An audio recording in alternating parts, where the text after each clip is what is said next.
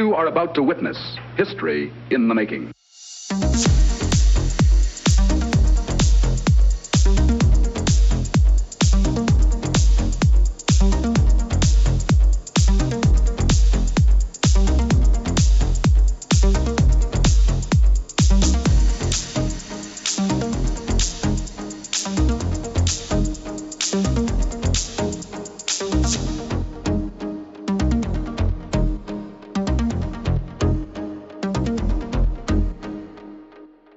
Hello, good morning, good afternoon, good evening, and welcome to another Pop Culture Gamers podcast. My name's Haydn, we're on show number 141, and despite a few technical troubles, Steve's here with me as well. Welcome, Steve. Afternoon, evening, or welcome. I don't know, because I've been sitting here for God knows how long. Yeah, I think, yeah. Anyway, we're not going to tell them what we were Bit of a doing. while. Yeah. That's what I said, let's get it done early so I can chill out for this evening. But yeah, okay. How are you anyway? You okay? Yeah, I'm not too bad. So what's new with you? Not too much really. Football went well last weekend, which is really good on the Sunday. So we're really chuffed about that. Looking forward to the Jubilee coming up, having a 3-day week. And then the week after, I'm off as well. So, well, I'm off this week. How are you? Yeah. Well, do you know what I got? This is really handy. My missus is going to have to do some animal sitting week after next. Right. So when I got my week off, I'll be on my own for the house to myself for a week. Oh, very nice. Very nice. I've actually got that today because my wife's taken my son over to Blackpool with my sister-in-law and her son. So they're away. So I've got the house to myself until tomorrow.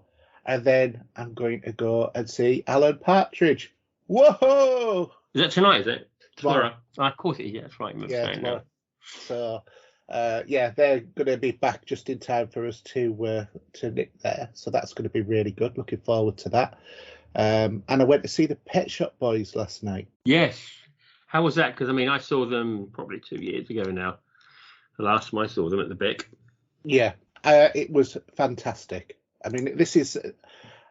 probably a lot of listeners will not believe this, but it's actually the first time I've ever actually been to a concert. Let me cough my beer a minute. Really? Really? I didn't know that. I really honestly didn't know that. Wow. Okay, yeah, well, it's the first time for something. Well, the story is that years ago, I was offered tickets to go and see Michael Jackson with my mother's cousin. And, you know, I was like 17, 18, and it was so unhip to go anywhere with your mother's cousin. Do you know what I mean? So I said no, and she was right at the front, and she met him. I was sort of like, drat. And then I thought, right, okay. And then Queen were on the live, the kind of magic tour and stuff like that. And decided the next time there's a tour, music tour, I'm gonna have to. My first tour, I've gotta have to.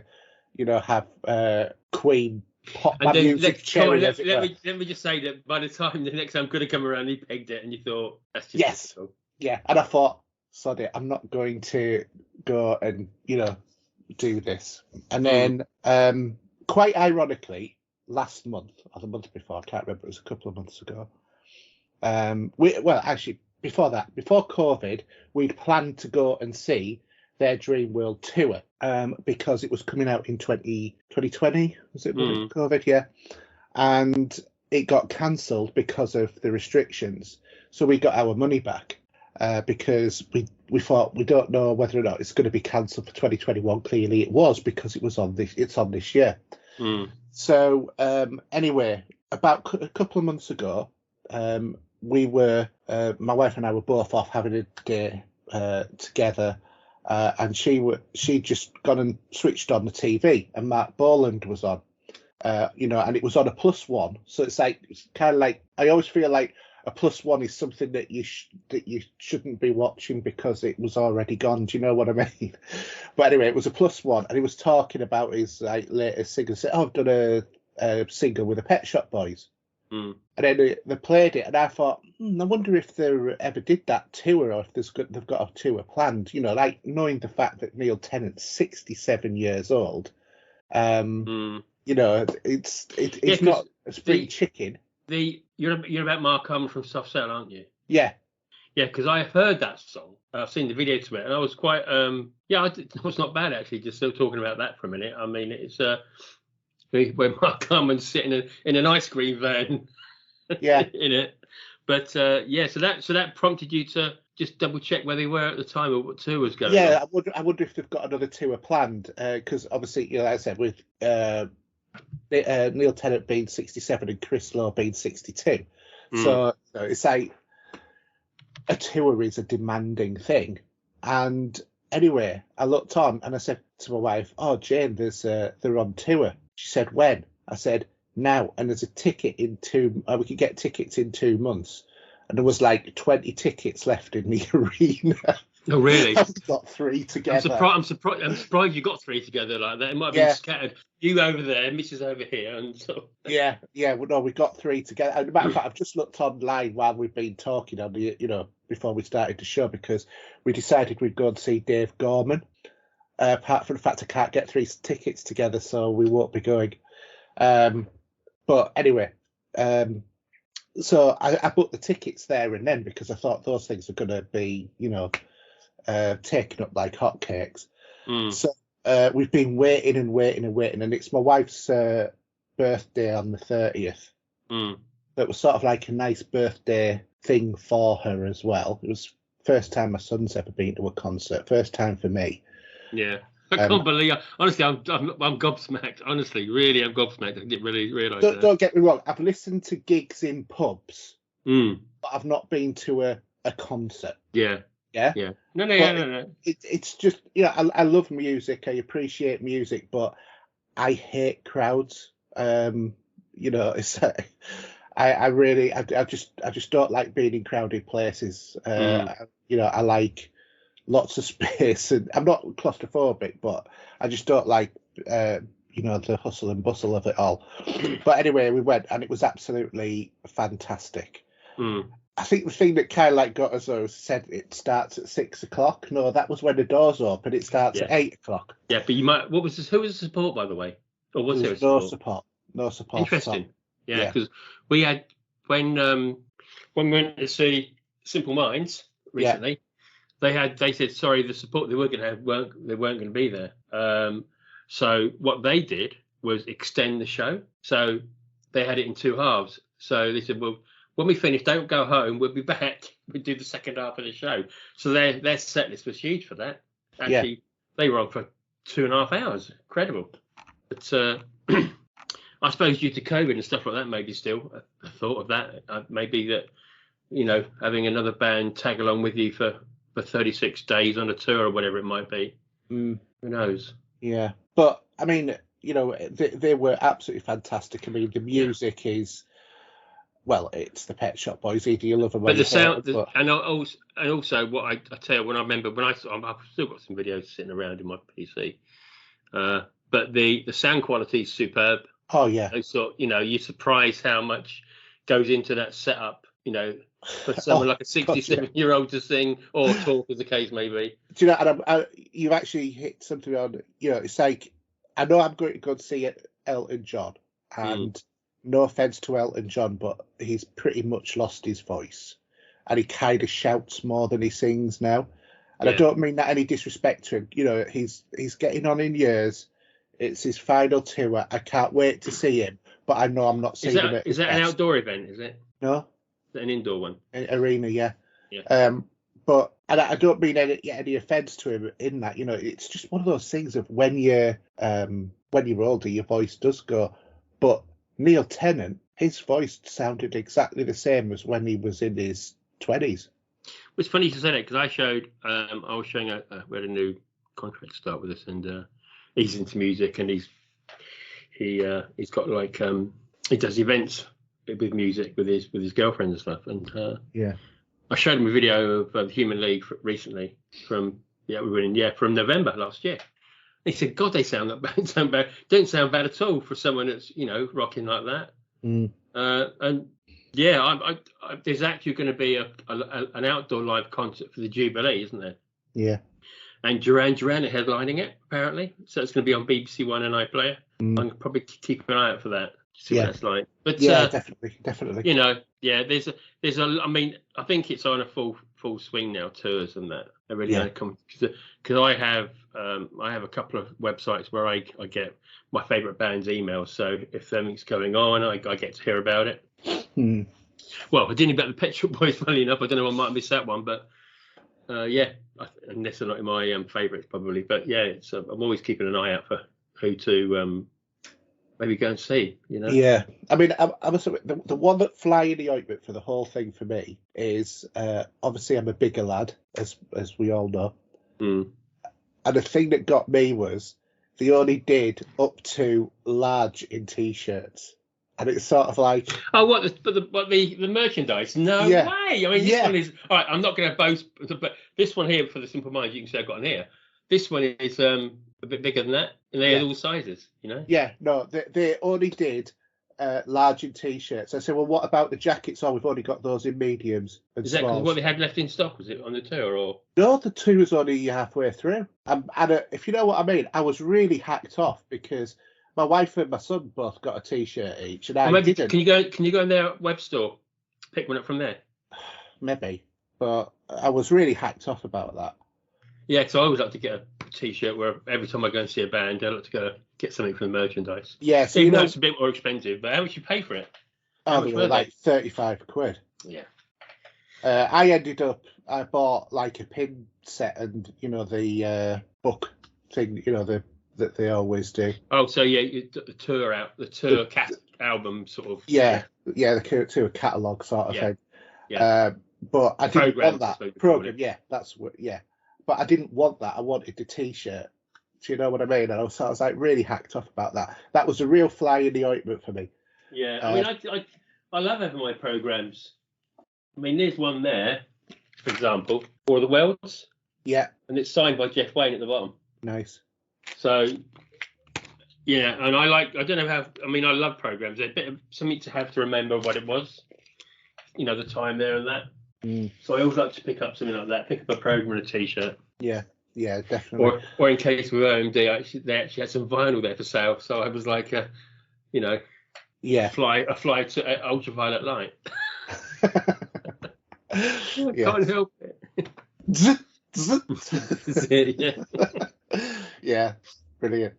But no, they were absolutely fantastic. The visuals were brilliant. Obviously, they have a great video show going on in the background. Laser show as well and stuff like that. Laser show, lights, the whole lot. It was absolutely fantastic. Did all of the great songs. Actually mentioned about where the song Domino Dancing came from.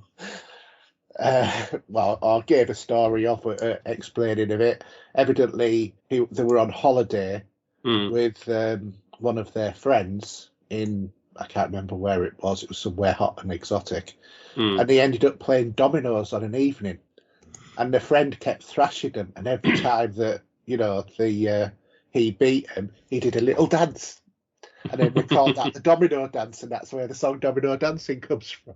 Oh, really? Yeah, evidently.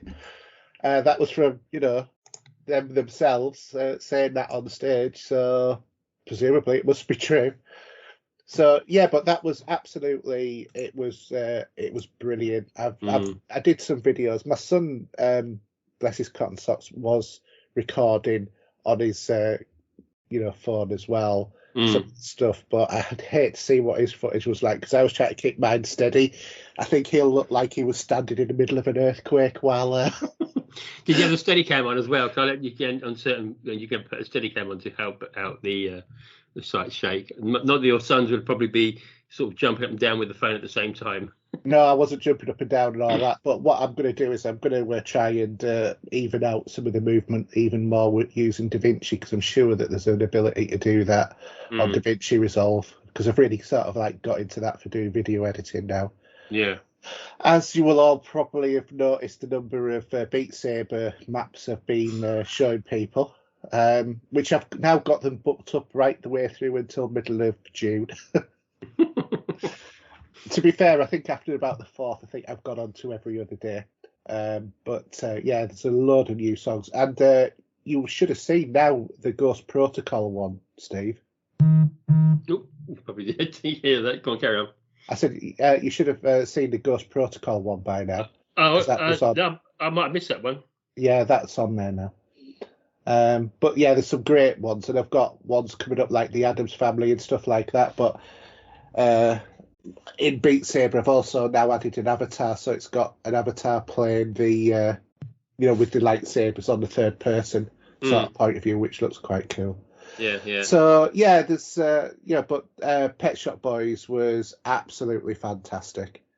Good. I'm glad you enjoyed it. Yeah, brilliant. Bit of a tech review for you as well. Bit of a boring tech review, but once you get it, it's absolutely brilliant.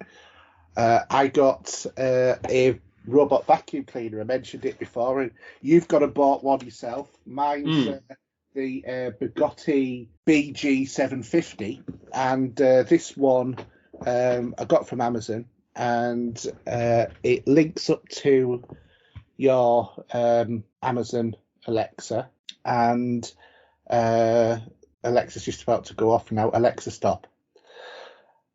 And basically, you can tell it to go and clean up just by saying the device's name and say, turn on whatever.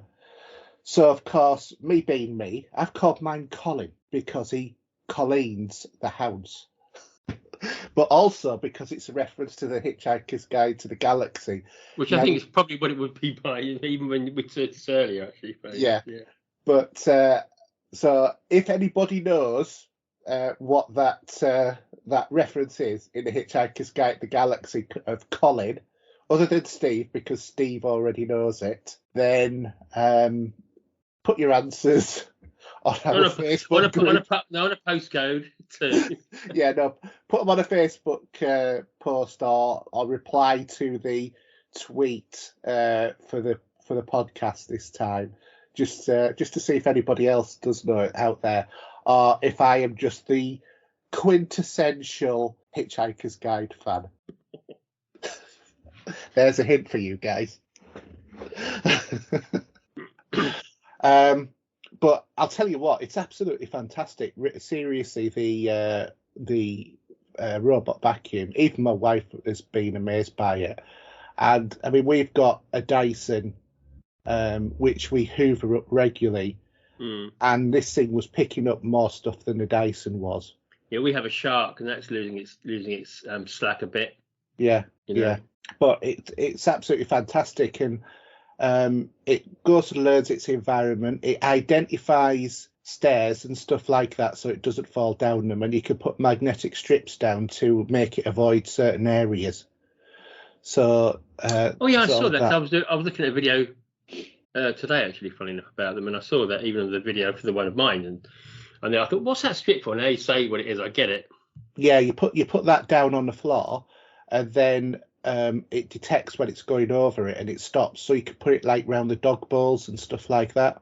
But wouldn't it hit it and just bounce off though? No, because obviously the mat gets caught up in the things that turn round. Right. The sort of like little spokes that come out of it that gather up the dust and the stuff and the debris that brings it into the vacuum part. And then it'll tell you where, when it's full, it'll tell you if it's got a problem and where the problem is. And you can just also tell it to just go to bed, as it were, and it goes and powers itself down and recharges itself. So absolutely fantastic. My wife agrees it's the second best bit of technology that we've bought, with my wife now being completely converted to our first bit of new technology because I had my solar panels put into there this week. Yeah, I heard about that.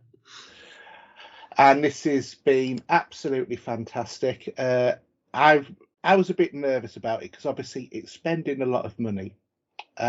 We bought an extra battery on ours to what the standard package was. And I do have to say, I wouldn't mind adding more batteries because I've got a lot more scope for generating electricity and storing it.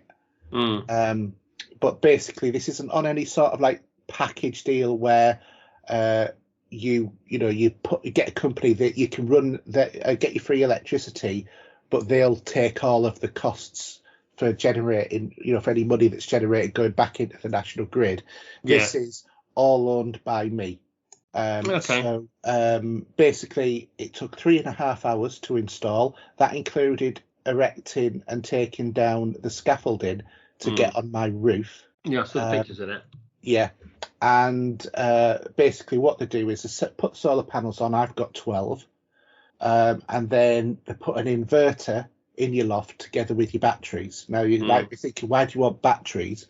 Well, 2 reasons. First off, once the sun's up, even if it's on a cloudy, overcast day, which it is today, I'm still generating more electricity than I actually need. Right. Unless it goes. I mean, it's actually dipped down now, so I am actually taking some power out my battery because I'm using my PC and other stuff's on. But no, you get an inverter installed with your battery, and what that does is it controls the flow of electricity around your house, so that as you sort of like, as your electricity starts to increase from your solar power on a morning, it's will direct power to your batteries to charge them up, and also all of the devices in your house, and then send anything else to the national grid. And then if the power dips, the inverter will then start pulling off from the battery before it'll start pulling from the national grid. And when the batteries are dead, or not dead, but down to about 20%, it then starts pulling from the national grid. Right. But it only pulls what it needs to, so it only controls it. So we were paying about £29 a week, according to our smart meter, for electricity. And that's, pre the price rise. Yeah. We have paid our electricity bill on our smart meter now for what we've used from the national grid is £4.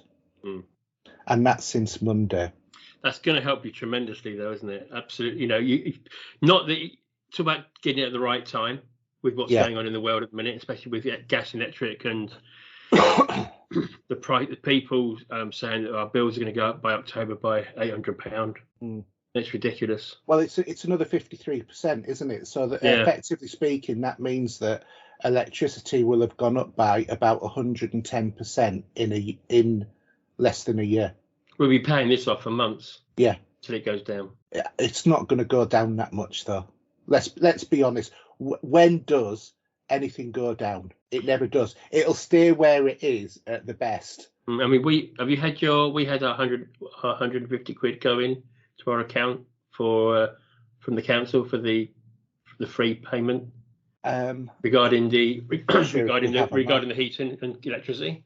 I'm not sure if we have or not, to be honest. Yeah, we had the letter come through, and then I got it come through, and the 150 quid just popped into the account. Right. Saying it's from Dorset County Council. Right. But I think they're going to do another 400. Yeah. So, but that's not going to help a great deal. Well, that's only going to be half of the price rise in October. Yeah, I mean, that's still an extra 40 quid a month effectively you're going to have to find. Yeah.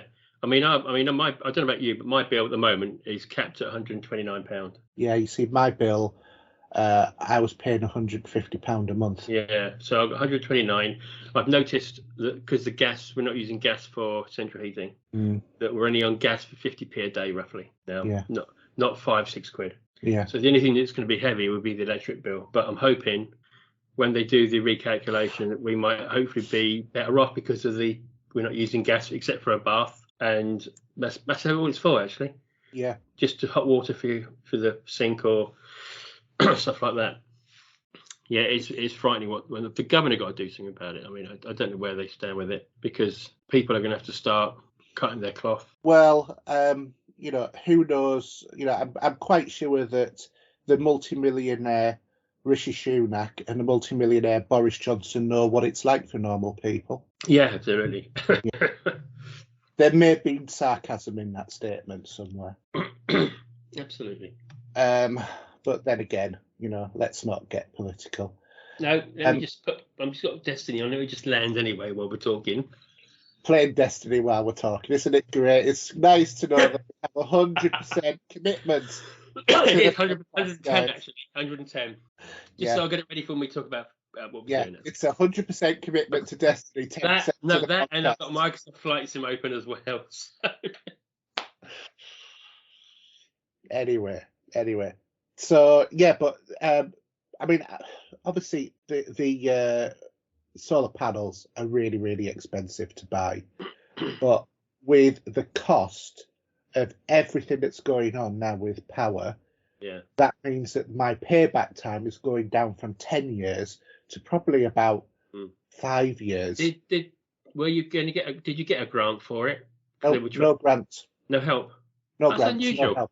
No, there's no grants and no help. There used to be a scheme years ago where people could get solar panels on, and then anything that they generated they'd get like 50p per kilowatt for. They don't do that now. That doesn't happen. What I can do is any electricity I generate over what I use, and I do generate a lot more. Can you bag it off and sell it? Yes. Yeah, effectively speaking, I can sell it back to my energy provider. Now, my energy provider is Octopus. Ooh, how much would that be? I don't know. 7 pence per kilowatt.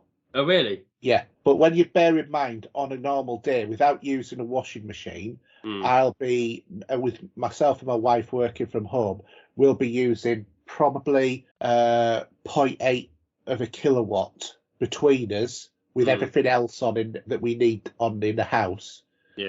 During a day, and at a hot sunny day, we'll be generating over 4 kilowatts of electricity. That means that we're effectively getting like 21 pence an hour back, which doesn't sound like a lot of money, but when you multiply that over 5 hours for generating that level of electricity in a day over a year, that's 365 quid. It's better than nothing. Yeah, absolutely. I mean, it's probably not going to end up being anywhere near that, and then obviously I'll have to pay tax on that, and I'll have to.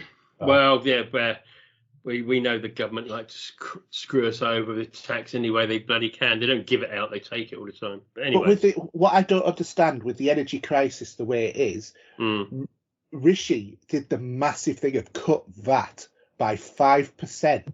On these systems, yeah. So okay, that's great. You knocked 50 quid off the installation price.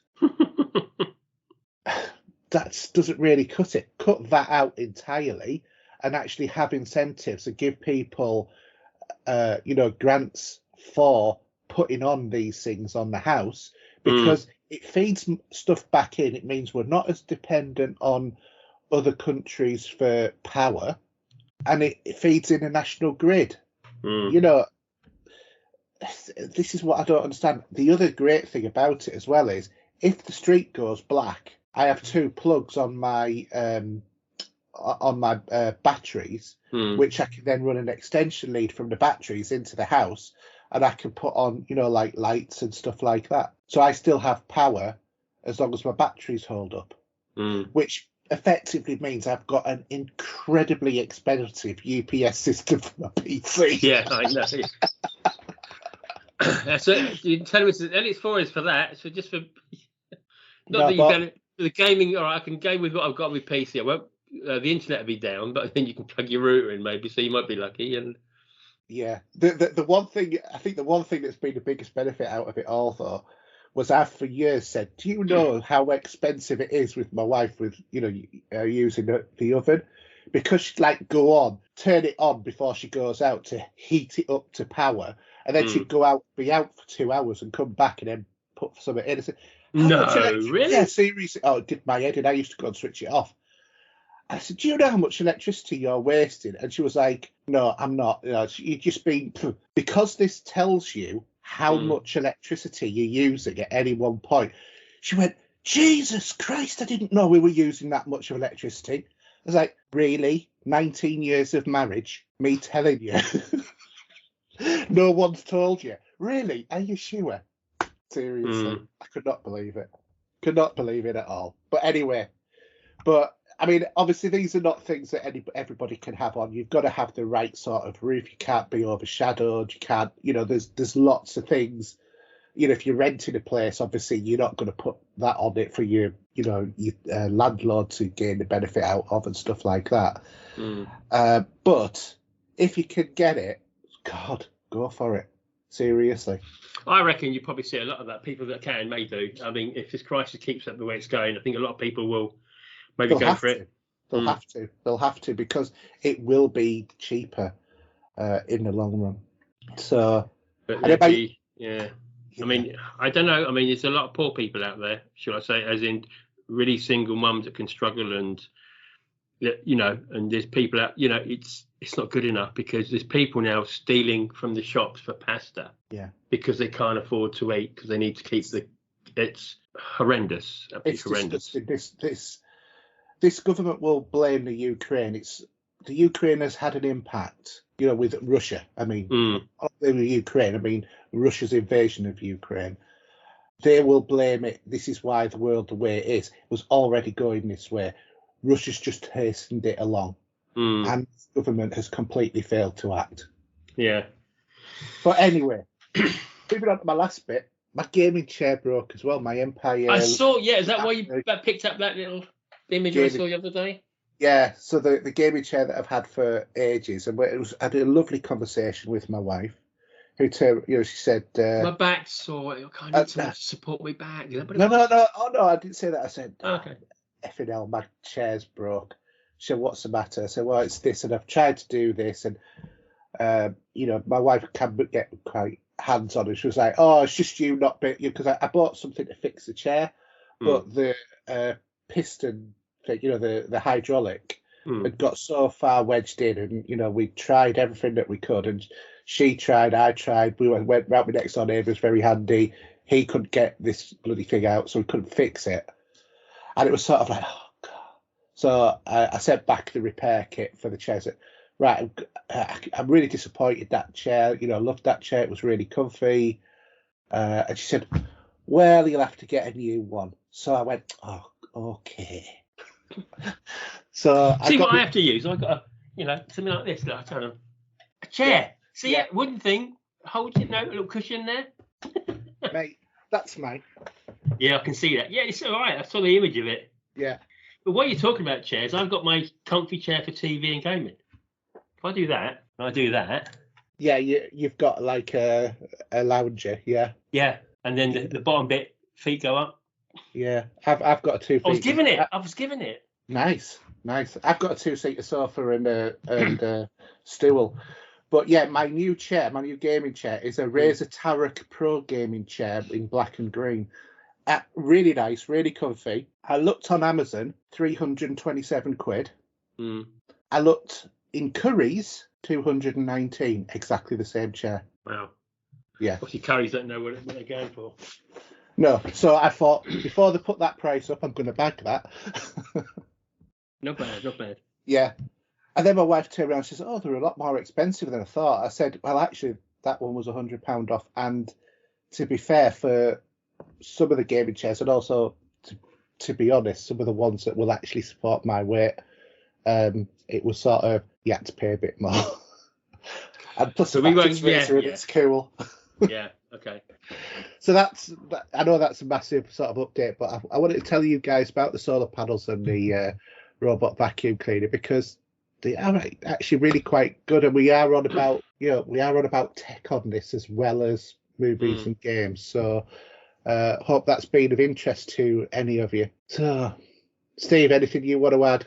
My car charger broke. Your car charger? It's not charging my car at the minute. Plug it in and it won't charge the electric car.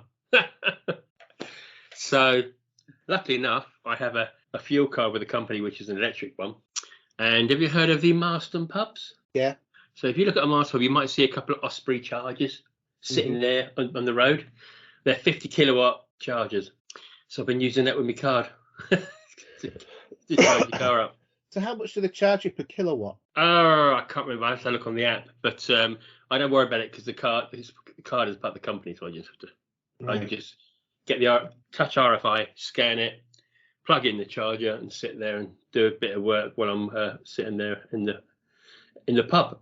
So how much charge does your car hold? a good question actually. But it takes. I'm trying to think. I think when I'm driving, it sort of works out you're using 4.4 kilowatt when you're driving. Yeah, something like that. Yeah, but it's just it'd be interesting to see how it works with my mileage. But I'll work that one out because obviously beforehand I'm charging up here all the time on a 7 kilowatt charger, and that could take if you've got a half charge or a low charge, that could take 4 or 5 hours. 7, you charge it up about 6 o'clock. You're talking 12:30 at night. But within going to them, you can be done within an hour and a half, easy on a 50 kilowatt. Yeah, they blast it in. That doesn't. But it won't go. Battery, does it? Sorry. That rapid charge doesn't do anything to the battery. No, but ironically, what it does do is it will always cut it off at 95%. So when your car gets to 95%, it clicks off and finishes. Now, is that something to do with the charge you're getting thrown into the car? I don't know.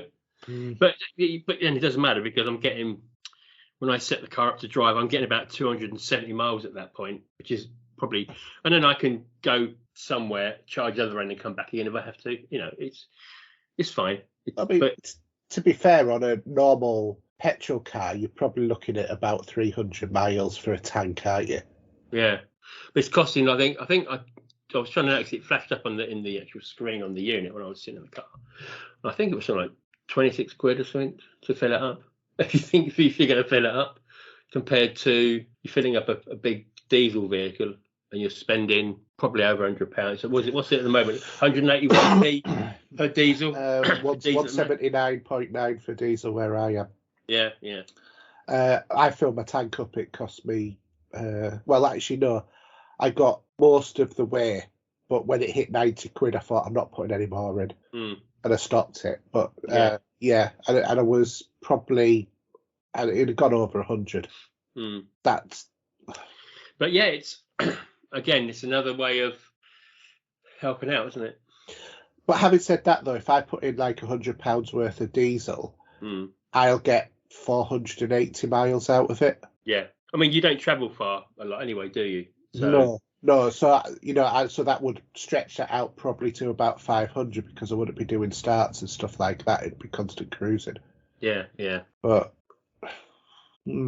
crazy, isn't it?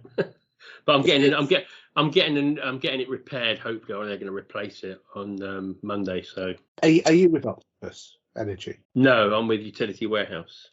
All right, because a lot of them sometimes have special rates. Yeah, and I need to speak to them again anyway and ask them that question. Yeah, because I do only charge it at night anyway. Yeah. So obviously I get home. That's when I normally do it. Yeah. But I don't mind. I've got to get my not my smart meter. I've got to get my energy meter in the that feeds it restarted because it won't read my smart meter at the minute. Right.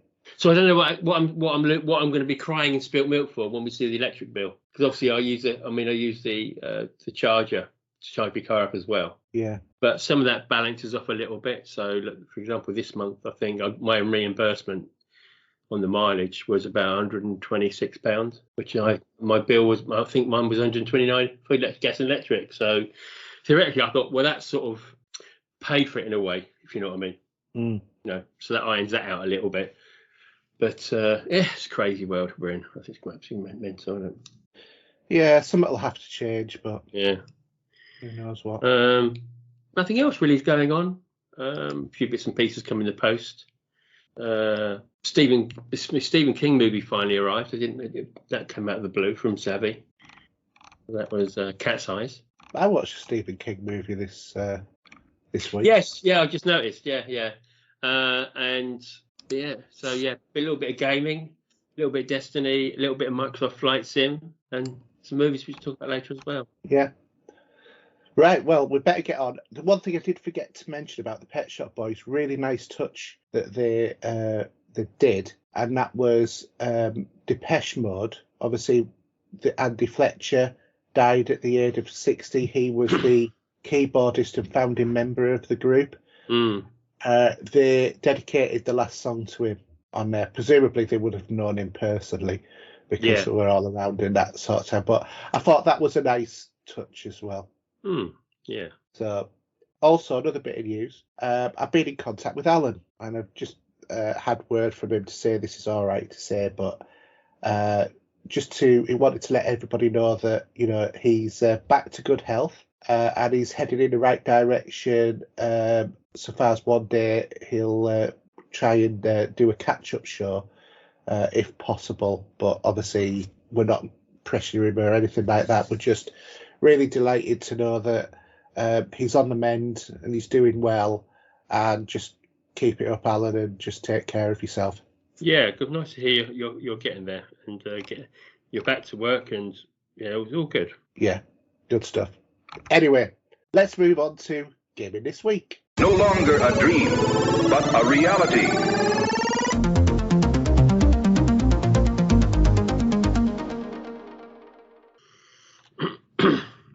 All right, so Gaming This Week, because this is a bit of an impromptu, I haven't actually got anything to really say gaming-wise. There isn't a great deal to say, really, to be honest, at the minute I can think of.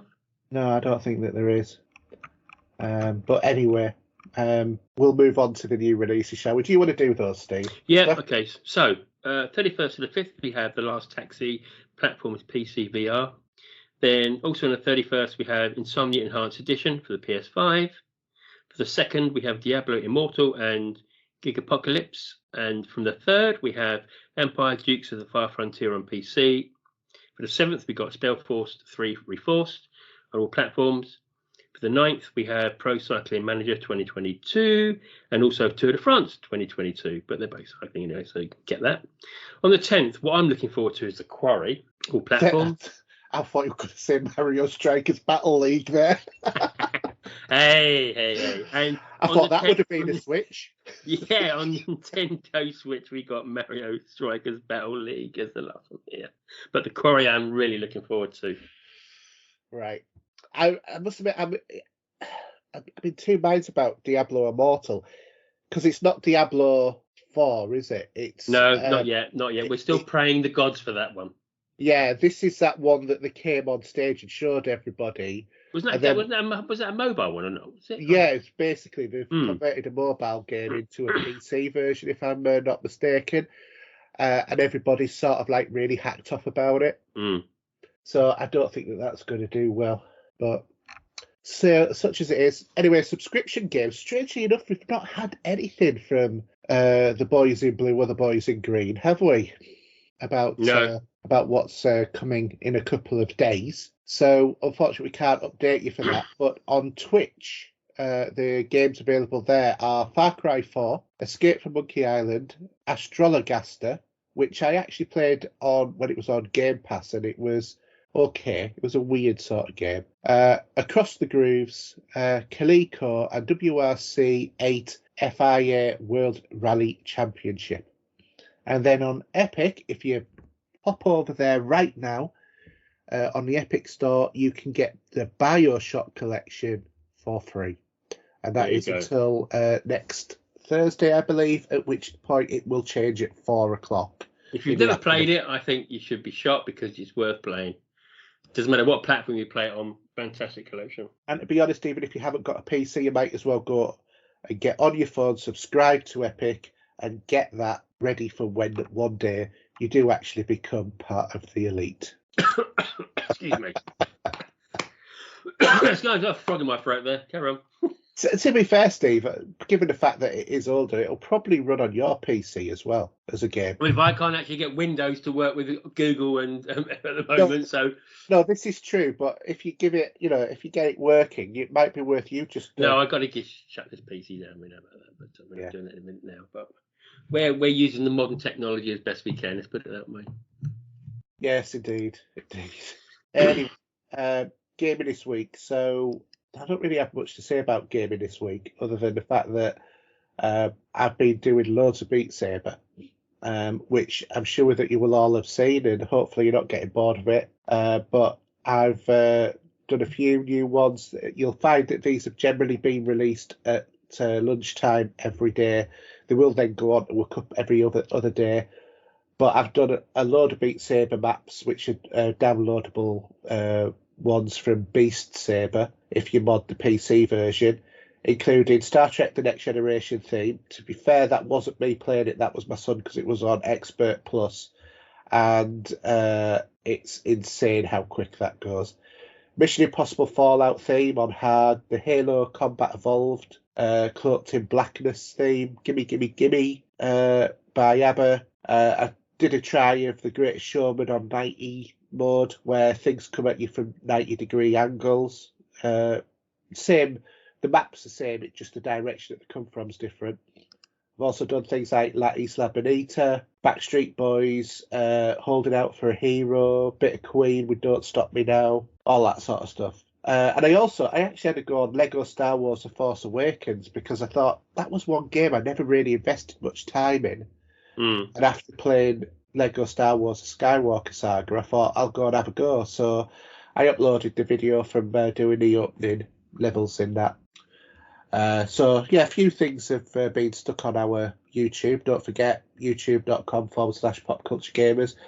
Don't forget to like and subscribe. Ding that bell. Bing, to get your notifications of more great content.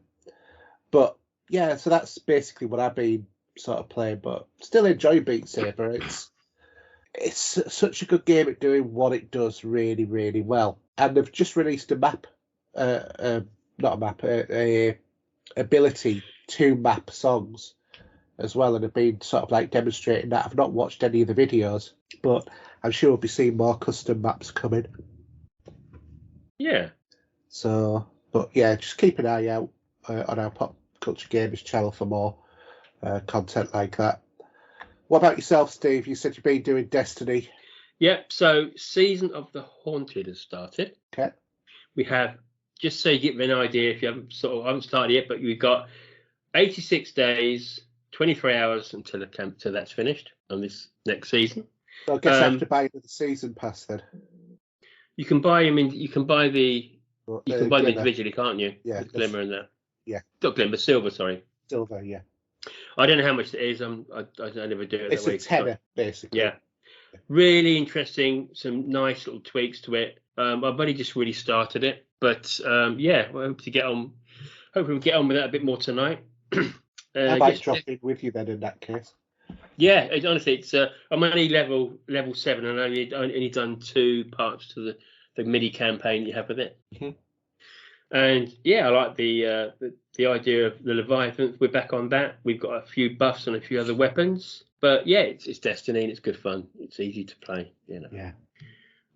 Also, I've been playing is Microsoft Flight Simulator, and what's the reason for playing that? Well, a little expansion's popped up to download for free. It's on Game Pass, remember? Mm-hmm. And we have the Maverick Top Gun expansion. So you've been playing your best Tom Cruise? I have been, and it's something else. I'm going to talk about that in a minute. But so is your missus pretending to be Kelly McGillis? No, she's not even in the room. I tell you, Jennifer O'Connelly. Wow, I love that girl. Honestly, it's a long time since I've seen her in a movie. Anyway, but a bit about that later. So the expansion's free to download. It gives you some challenges and some FA 18E training on the fighter plane you use. It's in the film, funnily enough. Mm. And also, what it also does is there is another plane, which I'm not going to say what it's called. I'm not going to say too much about it because I don't really want to spoil the movie. But there's another plane in it as well that you can get to fly around. And in this plane, you can actually touch the in-between bit between space and Earth, if you know what I mean. And you can go around that. But yeah, it's good fun. You've got some challenges. There's 1, 2, 3, 4, 5, 6. There's 7 challenges, 2 advanced ones. The advanced one I would love to try it, but I'm not a bit scared because you've got to land on the carrier out at sea. I think I'll end up crashing that for a bit. I love the way when it boots up and you've got the loading screen, you've got the Harold Faltermeyer music in the background playing that we all know and love from the original movie. And yeah, really enjoying it. However, do you remember Ace Combat 7? Yes. So they are going to be doing a download pack for Top Gun Maverick, and also it will be available to be used with the VR. Interesting. Which honestly, I've got the game anyway. I've got my VR headset. So when that comes out, do you have it on PlayStation? Yes, I do. I am going to be all over that, without a doubt. because the last time I played that Ace Combat in VR, my boy was feeling sick. So I said, right, put it on. You're going to take off the carrier. And wow, it is really good in VR. I've got to say that's the only game I think I play at the moment, if anything. And it's fantastic. The visuals and how you get that feeling of taking off and looking around, as in that VR experience is incredible. But so Ace Combat 7 in a bit later in the year. I'm not sure exactly when. Nice. So yeah, might actually tempt me then to fire up the PlayStation, wouldn't it? Yeah, it'll get all frightened and it'll be wondering what's going on. It's been turned on. Yeah, I know. But I think they've done a fantastic job with Microsoft Flight Sim. It looks incredible as usual, as it normally does, and you've played the game, you know how good it looks. But yeah, it's got Tom Cruise's plane in it, so that's all I can say about it without going too much. But yeah, download for free. Have a look. Have they made it more of an arcadey kind of experience for Top Gun? No, it's a simulator, so it's proper, But you can dumb down, as you know, the controls. They will tell you what to do. Yeah. But actually, I took off from Heathrow Airport earlier for a bit of fun, and you got that afterburner kick in, and you're just going up. It looks so cool. Yeah. And obviously, both of these planes that are in the film and on here are on free play as well in your plane menu. So if you want to just fly them locally wherever you want, you can do the same for that as well. Nice. So yeah, good fun. So sounds it. Yeah, it's a little bit different. I mean, after coming back from the movie, actually, I want to get on there. We're going to walk the dog first, then you can have it. I won't walk the dog. We're going to do it. He's been in all morning. So very good. Cool. Okay, so a bit of a shorter gaming bit there because we haven't played that much extra. But anyway, we'll move on to movies, TV, and streaming.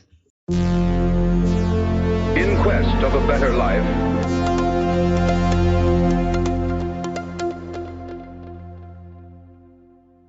right, so movies, TV, and streaming.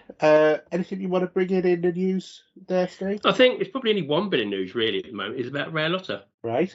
Passing away. He died in his sleep. Yes, that was a big shock, really, wasn't it? Because he was filming something at the moment, wasn't he? He is, yeah. Or he was.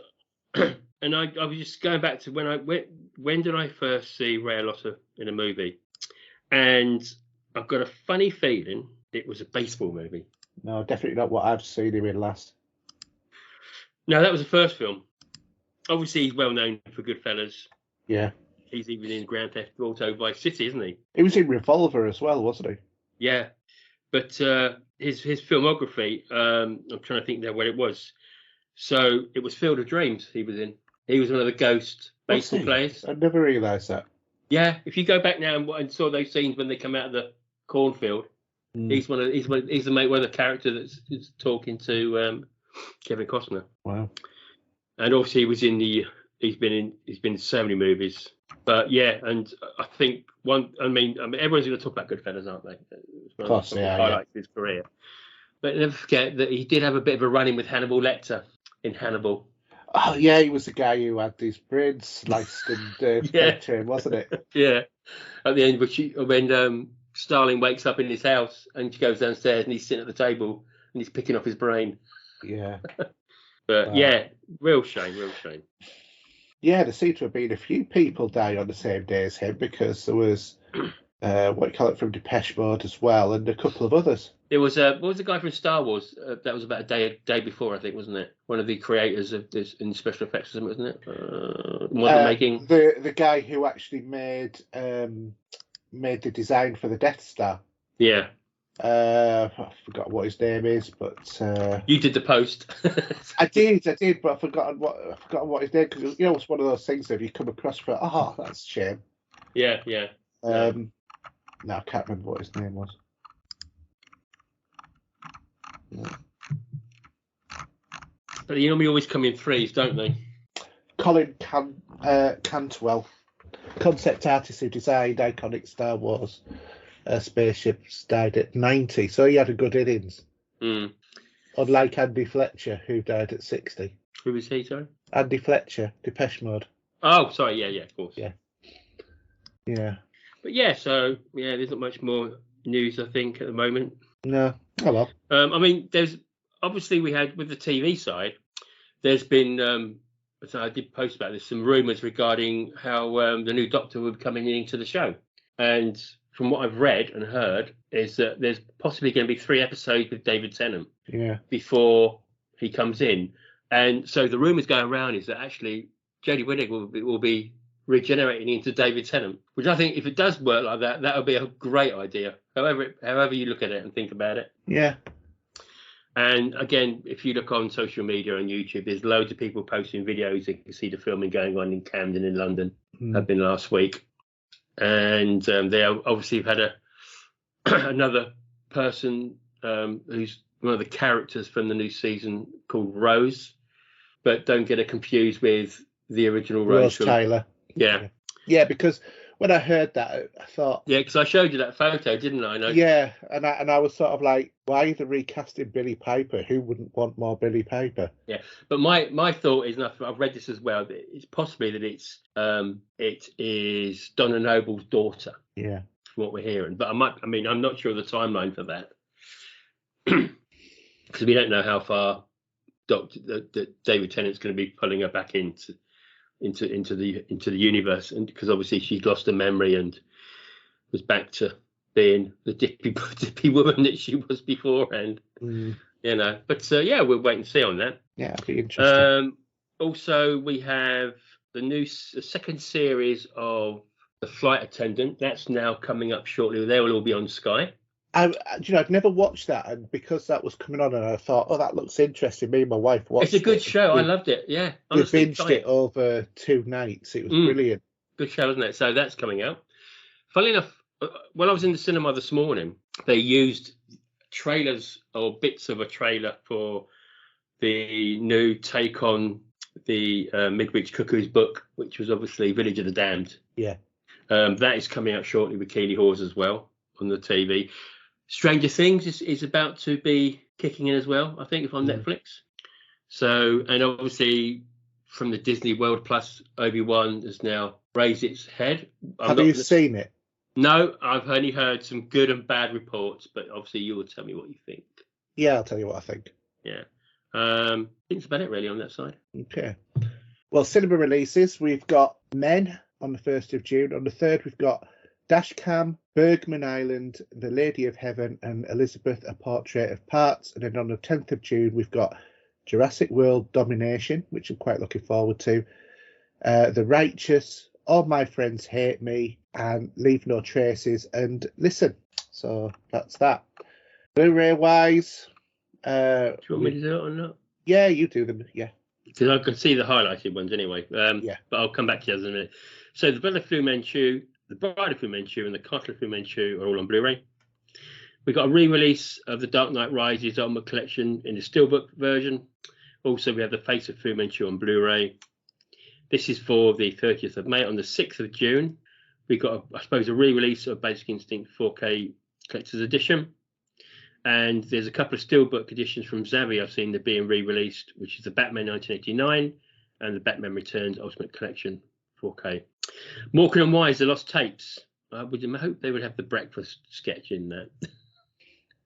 Well, I don't think that one was lost, was it? No, but I mean, what do you mean by Lost Tapes? The Dan Busters Collector's Edition. Okay, here is the remastered. There you go, version of that there, which is a great movie. One I'm pitching someone else to do a podcast for, but and then the last one, which I've got pre-ordered, is the Untouchables Special Collector's Edition Blu-ray Steelbook, and obviously it's on Blu-ray Standard as well. Yeah. Which I'm waiting for that to turn up, and I'm hoping, because that's while I'm off. Anything else there that you've got that we can see coming out? All sorts of... There's the Bond Daniel Craig collection.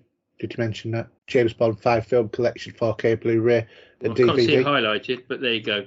Yeah, I only just noticed it and highlighted it while you were talking, so it's probably taken a while to update. But yeah, I think that one will be quite good. And if you have no taste in movies at all, there's Grease too. Oh, yes. What else have we got in there? I'm trying to have a little look.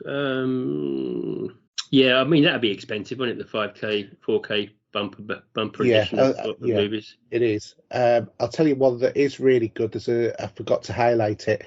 Is Raised by Wolves season 1, which is a new sci-fi series from I think Australia. Really good visuals, a very different sort of sci-fi futuristic thing. Basically about two androids who are trying to raise human beings, but after there's been like some sort of war between two different factions of humans, one that's very religious and doesn't believes in the light, and then this other group who believes in technology, and then these robots being sort of like caught in the middle, and there's been sort of like Armageddon, and then people have left the planet that they were on these colony ships, and these two androids have taken all of these sort of like embryos and raised them into human beings, and there's weird stuff going on the planet, and it's all linking into the mythology around the religion and stuff like that as well. There's 2 seasons of this at the moment, but it's really, really good. Yeah, it's definitely a different sort of sci-fi. Something else in here I've just noticed that was in the cinema recently, Licorice Pizza, right? Which is supposed to be quite good. Romper Stomper, the Deluxe Collector's Edition. Well, I've seen that for a number of years. And Drive, which I think is an Arrow edition of that movie as well, which is obviously 4K Blu-ray. Yeah, so. Okay, so cinema charts, we've got at number 5, we've got Dog. At number 3, number 4, we've got Spider-Man No Way Home. Number 3, we've got Sing 2. Number 2, we've got Uncharted. And knocking it straight off number 1 point is Top Gun. DVD chart, we have down from 6 up to 5, we've got The Matrix Resurrection. 3 down to 4, we have Dune. Down from 2 to 3, we have Spider-Man No Way Home. Up from 13 to 2, we have Top Gun, which I'm assuming will be obviously the original again. And we have Uncharted at number 1. Yeah. Okay, so Steve, what have you been watching? So on Sky, I've got it written down here. So been watching The Staircase. Okay. Have you heard about it? No, but I've used them. You use it quite regularly? Yeah. I don't have a staircase anymore. Yeah, I find it has its ups and downs. Yes, it does. It's a bitch for a robot. Certainly for a Dalek. Yeah, this is a true story starring Colin Firth and Toni Collette. Okay. And it's about Colin Firth's character. I haven't got unfortunately, because my PC's down at the minute, not working. I'm doing this from memory. So this is a true story for the character that Colin Firth plays. They apparently killed his wife on a staircase, and it's the story of his character. I mean, if you can bring it up on your end, you can help me out there. I think it's a weekly thing. This is not one you can binge. But there's about 6 episodes in it so far, and it's really good. Colin Firth is superb. My missus didn't even recognise him at the beginning, right? Until I said, "Hold a minute." So you can see Toni Collette there, who plays his wife, and you can see Colin. She, "Oh, what do you mean, Colin?" "Yeah, that's Colin Firth." And like, to prove a point. But yes, really well worth watching. It is advertised a lot on the radio as well. I've been listening to it on the radio just of late as well. Yeah. It's not been out long, that one. I'm not sure if it's on Netflix as well, or if I'm looking at it via Sky but through Netflix. I'm not too sure. So Patrick Schwarzenegger in it. Is that the son of Arnie? I don't know, and if you bring up Internet Movie Database, and you won't be able to tell you. But the story, what it does, this sort of program does. Yes, it is. Is it really? Okay. What's his character name? Hang on 1 second. He is Todd Peterson. Okay. So he must be the son, presumably. So we got we got another episode ready to go on that. So might have a look at that at some point. Oh, it's Steve DeHaan from Valerian and the City of a Thousand Planets and Spider-Man, the Amazing Spider-Man 2 or 1, was it? I can't remember. One of those ones, wasn't it? Yeah. But it's a very good show. Well worth watching. If you want to hold out and wait till they're all on there and then just binge them, I suppose it might be the best way. But unfortunately, it's one of those programs at the moment And there's a few like that, I think, just of late, just bringing them out once a week. You know, I've got to say, I've loved having the ability to binge watch, but I think the having things on a weekly schedule, at least on a day, just makes it more special than because you've got that anticipation. Because if they give you a cliffhanger every week of some kind or something, oh no, you know, you're going to wait a week and think, oh god, you know, we really want to watch that.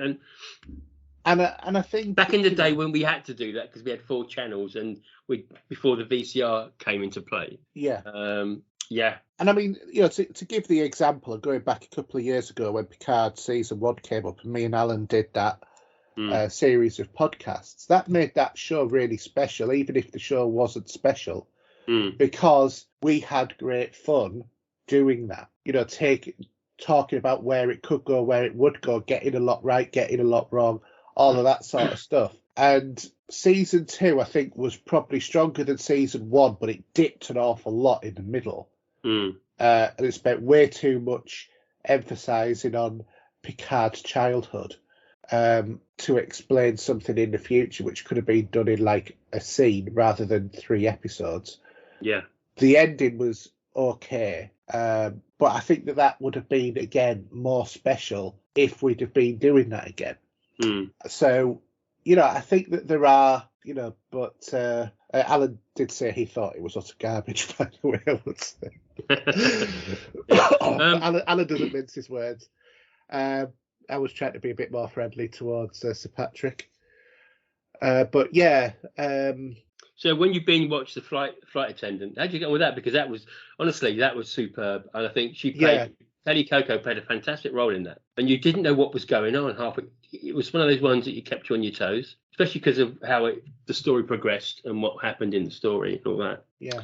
And then right up to the very end. And yeah, I'm really looking forward to that next season. Netflix Strangest Things 4 is already up, ready to go. But ironically, they're all different weird times. Did you hear about this? So episode 1 is 1 hour 18 minutes. Oh, different lengths in Episode 2 is 1 hour 17. Episode 3 is 1 hour 3. 4 is 1 hour 18. 5 is 1 hour 16. 6 is 1 hour 15. And the last episode, number 7, is an hour and a half. 1 hour 38 minutes. Yeah, that was a bit like The Mandalorian, because some of those episodes were like 30 minutes and other ones were over an hour. But they can do that because it's they're not on a zero-sum sort of, this is your schedule. It doesn't matter whether or not they're making an episode for 10 minutes or for 10 hours. No. Because it's download. I'm going to go back to season 3 for that, though, because I lost interest at one point. I kind of run out of interest on Stranger Things real quick. I just didn't gel with it. Maybe I need to reinvest time and go back to it. I did watch season 2, but season 3 I only watched probably, I'm looking at it now. To be honest, I probably watched 1 episode, so I'm probably going to go back and watch from 3 onwards. There's only 8 episodes there, and they're season 3. The majority of them are about 50 minutes, except for the last one, which is an hour 18. So, yeah, and a bit of Ricky Gervais stand-ups on Netflix as well now, if you're a bit of a fan. So. Oh, I watched that. Yeah, it was funny. Was it funny? Yeah. Yeah, definitely worth watching. So, yeah. Supernature, it's called. Yeah. Yeah, watch that. Well, so I've been going back watching some Doctor Who. Yes. So I picked up some John Pertwee shows, and do you know what? I've forgotten how good it was in comparison that we stuck on Earth for the majority of it. And Brigadier, didn't you? I was used to like the character Brigadier. Yeah. So I watched the 3 Doctors episode, and I started watching Terror of the Autons, which obviously they were in the first episode, Spearhead from Space, which I remember more. Probably remember that more than I did Terror from Autons. But that's got the Master in it. Yeah. And he's a great Master. Yeah. It's obviously very dated. This is 1973.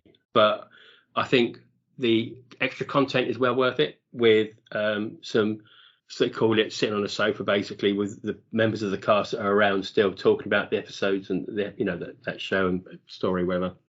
And what I did like is they got these ident files of intros and outros, as if they were when they were on BBC. So you're getting, you get the old BBC Globe, if you remember what it used to be like, and they're and says, "Now, welcome to Doctor Who." And then you get the outro, and it'll say it's on next week at 5:30 with a new series of and stuff like that. And yeah, it just brought back memories.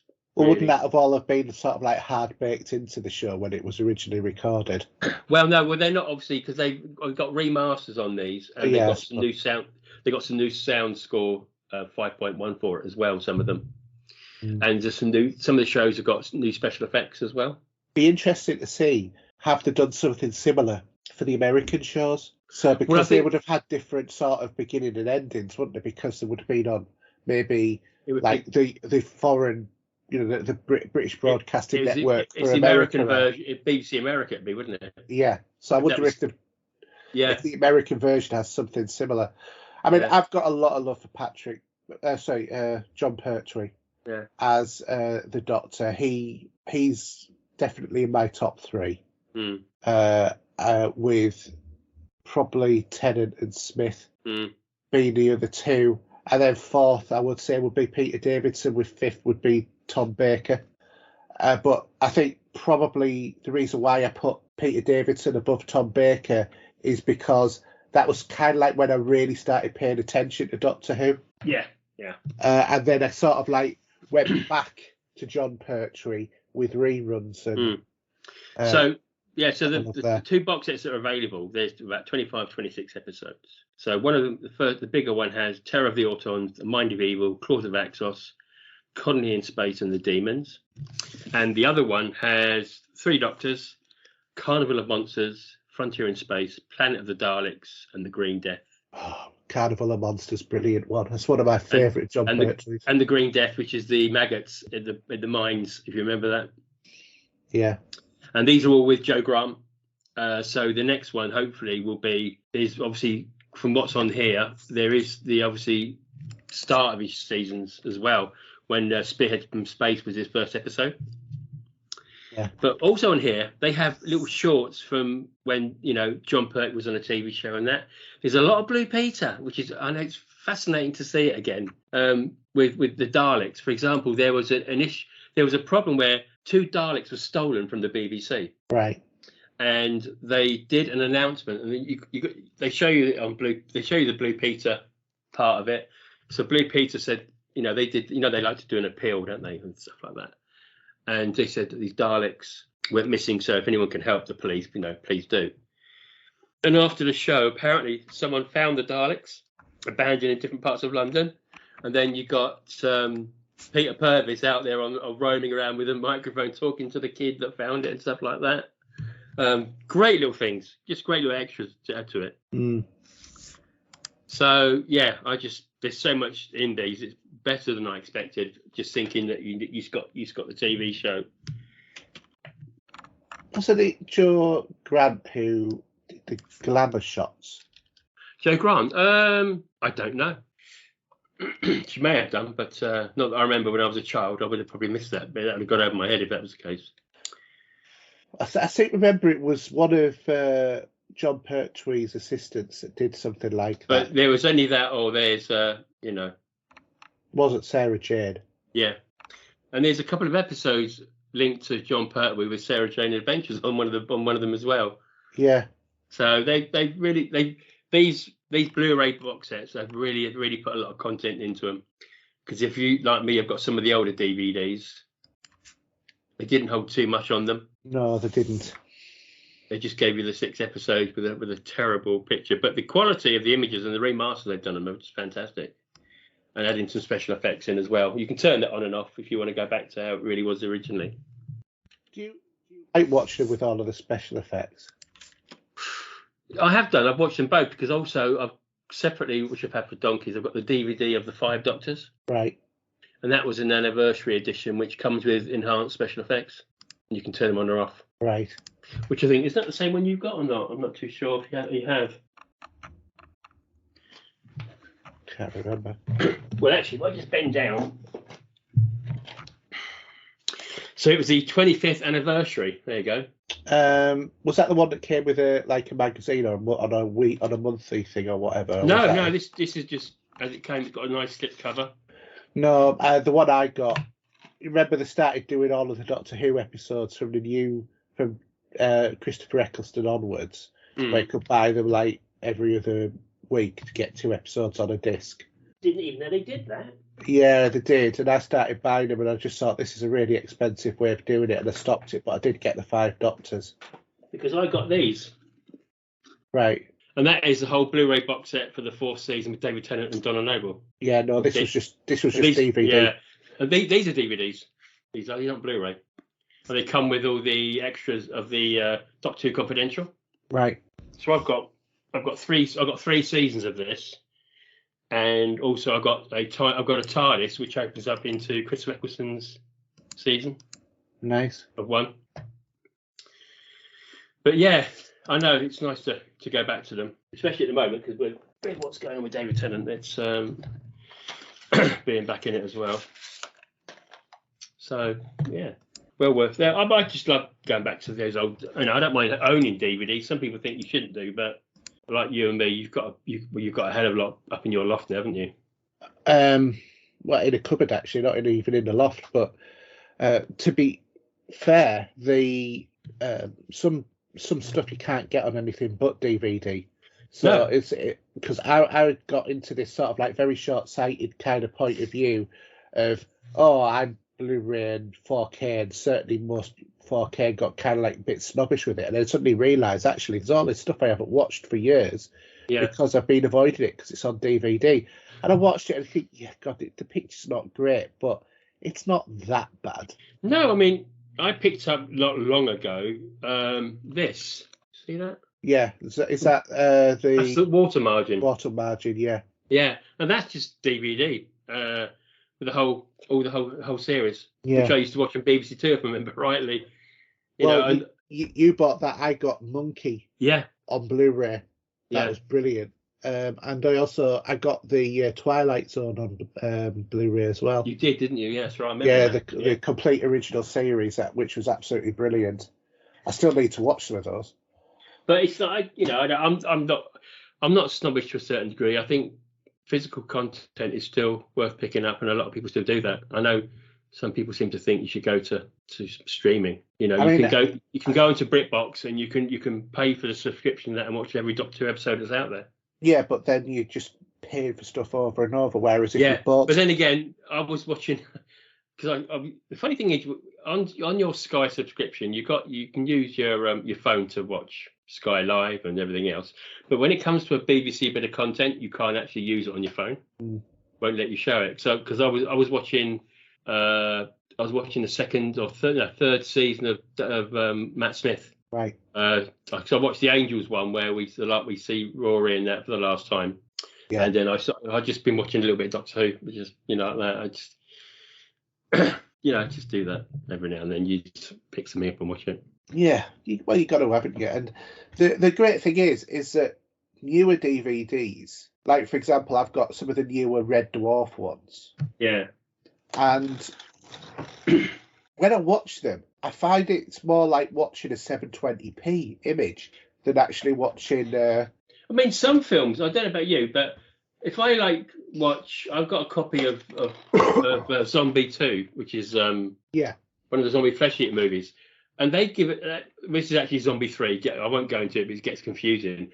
But when you watch it, it feels like you're watching a VHS cassette, and it's got a little bit of nostalgia to it, watching it in that quality. And I've got a load of DVDs just sitting here. Just see you've got the Beverly Hills collection sitting there and stuff like that, and got the Rambo collection. Yeah. Still there, but they're still good quality. I mean, if I can, I will always go for the highest quality.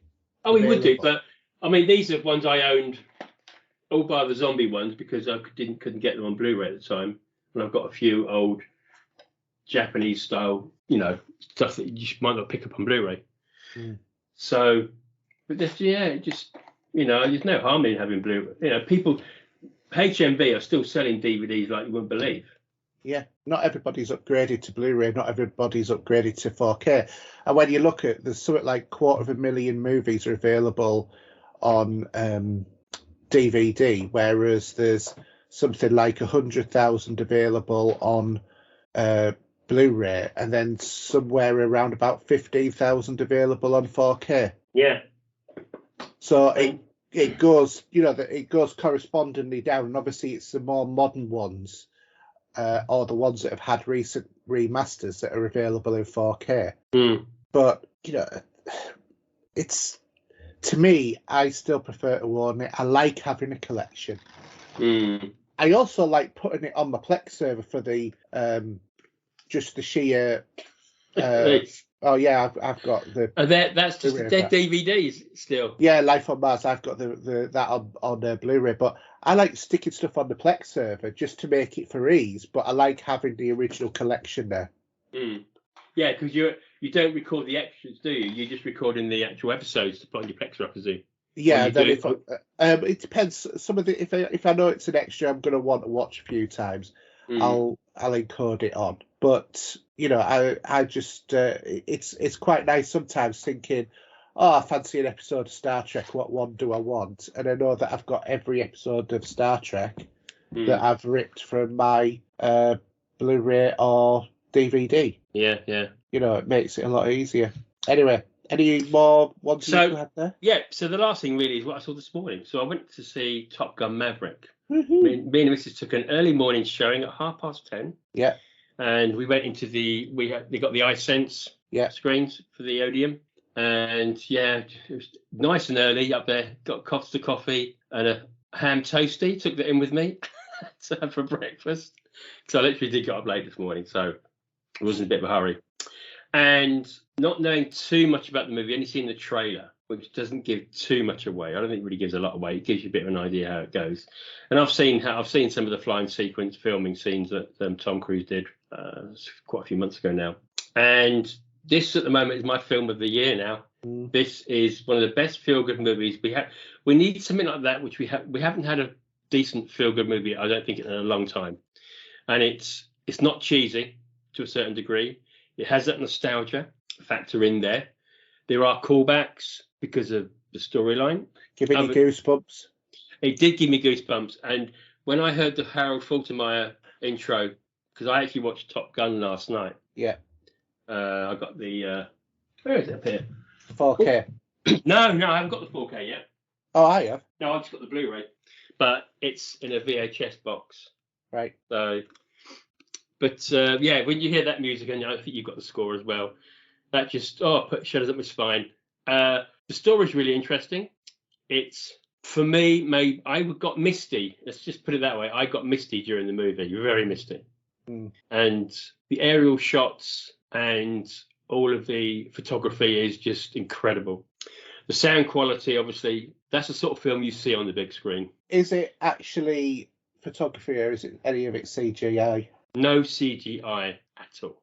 Okay. All I can imagine is that Tom is a pilot, so he did fly his planes. He flew those planes himself, and I can imagine. I'm not 100% sure how they did it with the other actors, but I'm assuming they would have used a 2-tier seating arrangement to give them that as they're flying it.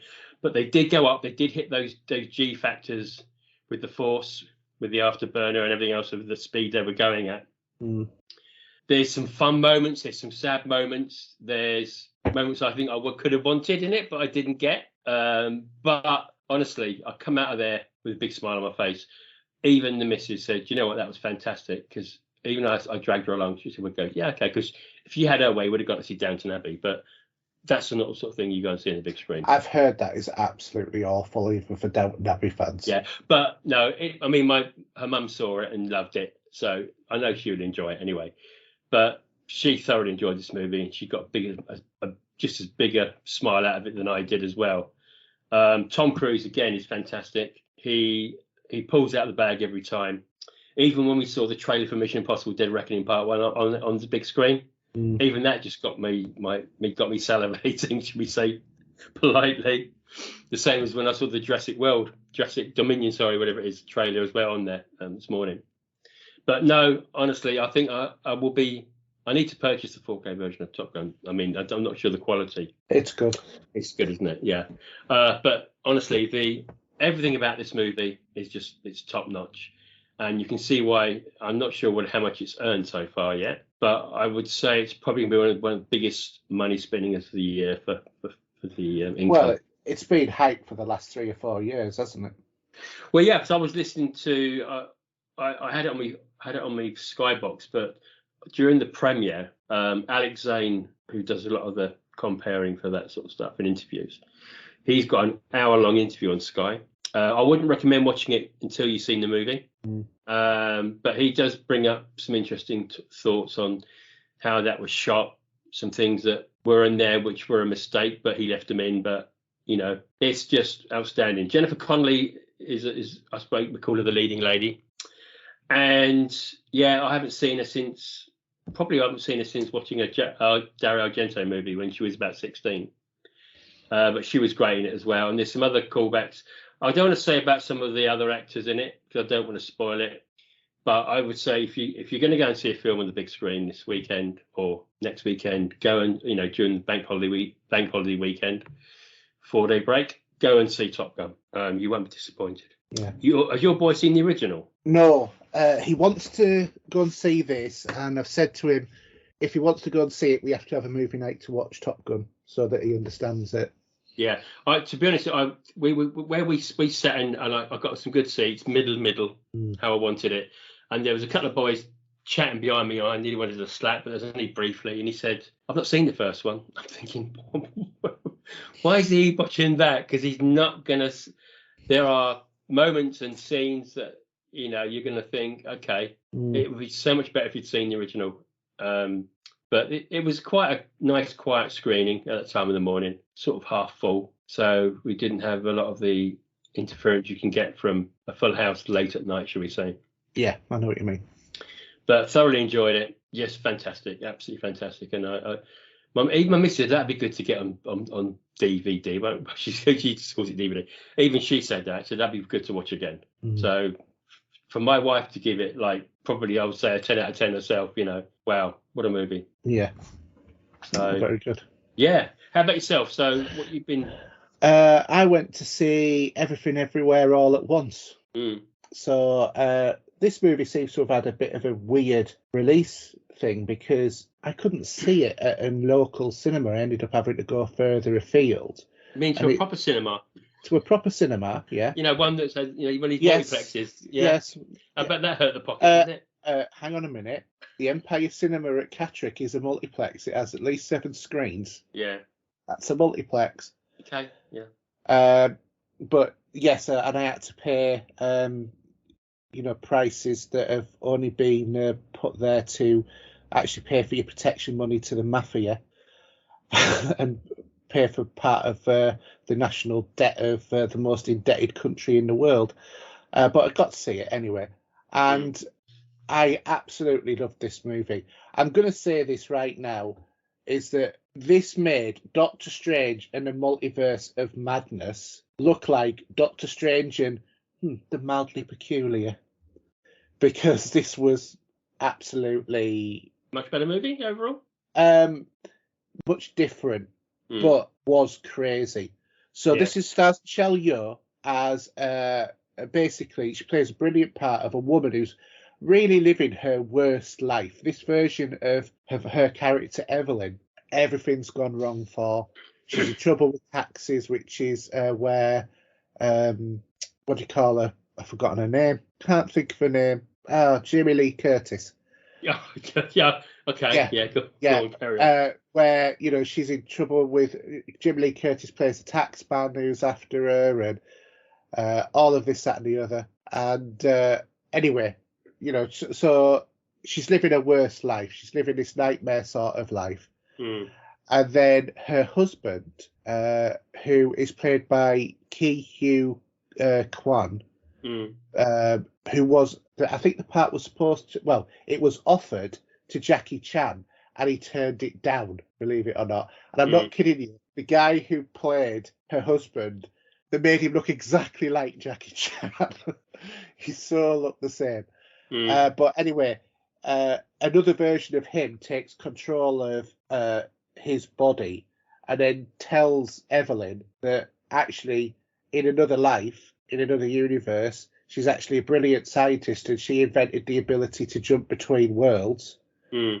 And that he needed her help to stop an evil from destroying the multiverse.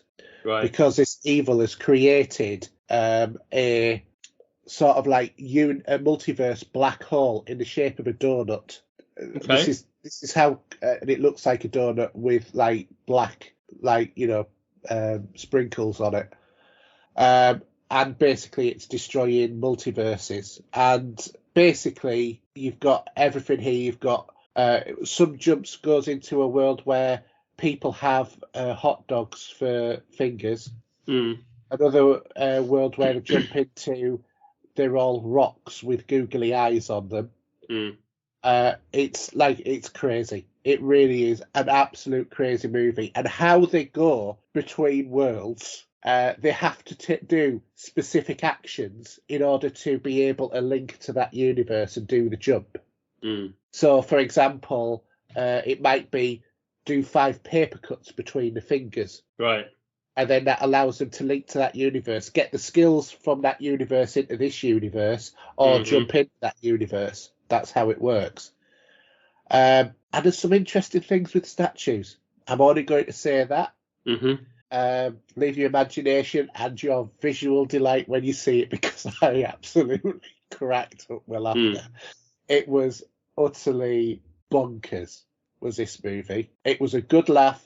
It had a really good story. It was very sort of Eastern in its delivery. Yeah. The language jumps from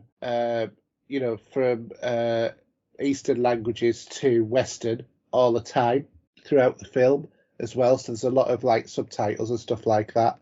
But a great movie. Really was. Absolutely fantastic. When you finish, when you finish, sorry, I want to talk about something else as well, but just when you finish, remind me. Okay. Before we go. Yeah. So that it's this one. I would say this is a definite watch. You've got to go and see this. But it's had a really weird release date, because it was released ages ago in America, and then it was released the 13th of May in England, but it didn't go to all cinemas. And you thought it hadn't been released. I don't know, but you thought it hadn't been released. I said, "Oh, what are you yes, about? What was that?" Top Gun, you're about now. No, I'm talking about Everything Everywhere All at Once. Oh, no, I wasn't even talking about that. I was talking about Top Gun, so we got our wires crossed. Don't worry about it. Oh, right, okay, that explains why, because I was thinking, it was the 13th, it says everywhere. No, I was about you were saying it's not on. I posted a picture. Yeah, no. It's on at your local cinema, what you're on about? No. Right, okay, that explains why we got our wires crossed then. Because that was coming out on the Thursday, but yeah. But it's not gone to every cinema, it's not gone to everywhere all at once, basically. It's gone real piecemeal, so it might be difficult, or it might have been difficult for people to watch, but fortunately it's now, I think, a bit more widely circulation. But I think it was one of those movies that was made, and maybe they didn't have the faith that it was going to be as good as it is, and did like a sort of like a lackluster release of it, which would explain the delay in us getting it over here, and then suddenly it explodes everywhere. But anyway, that's it.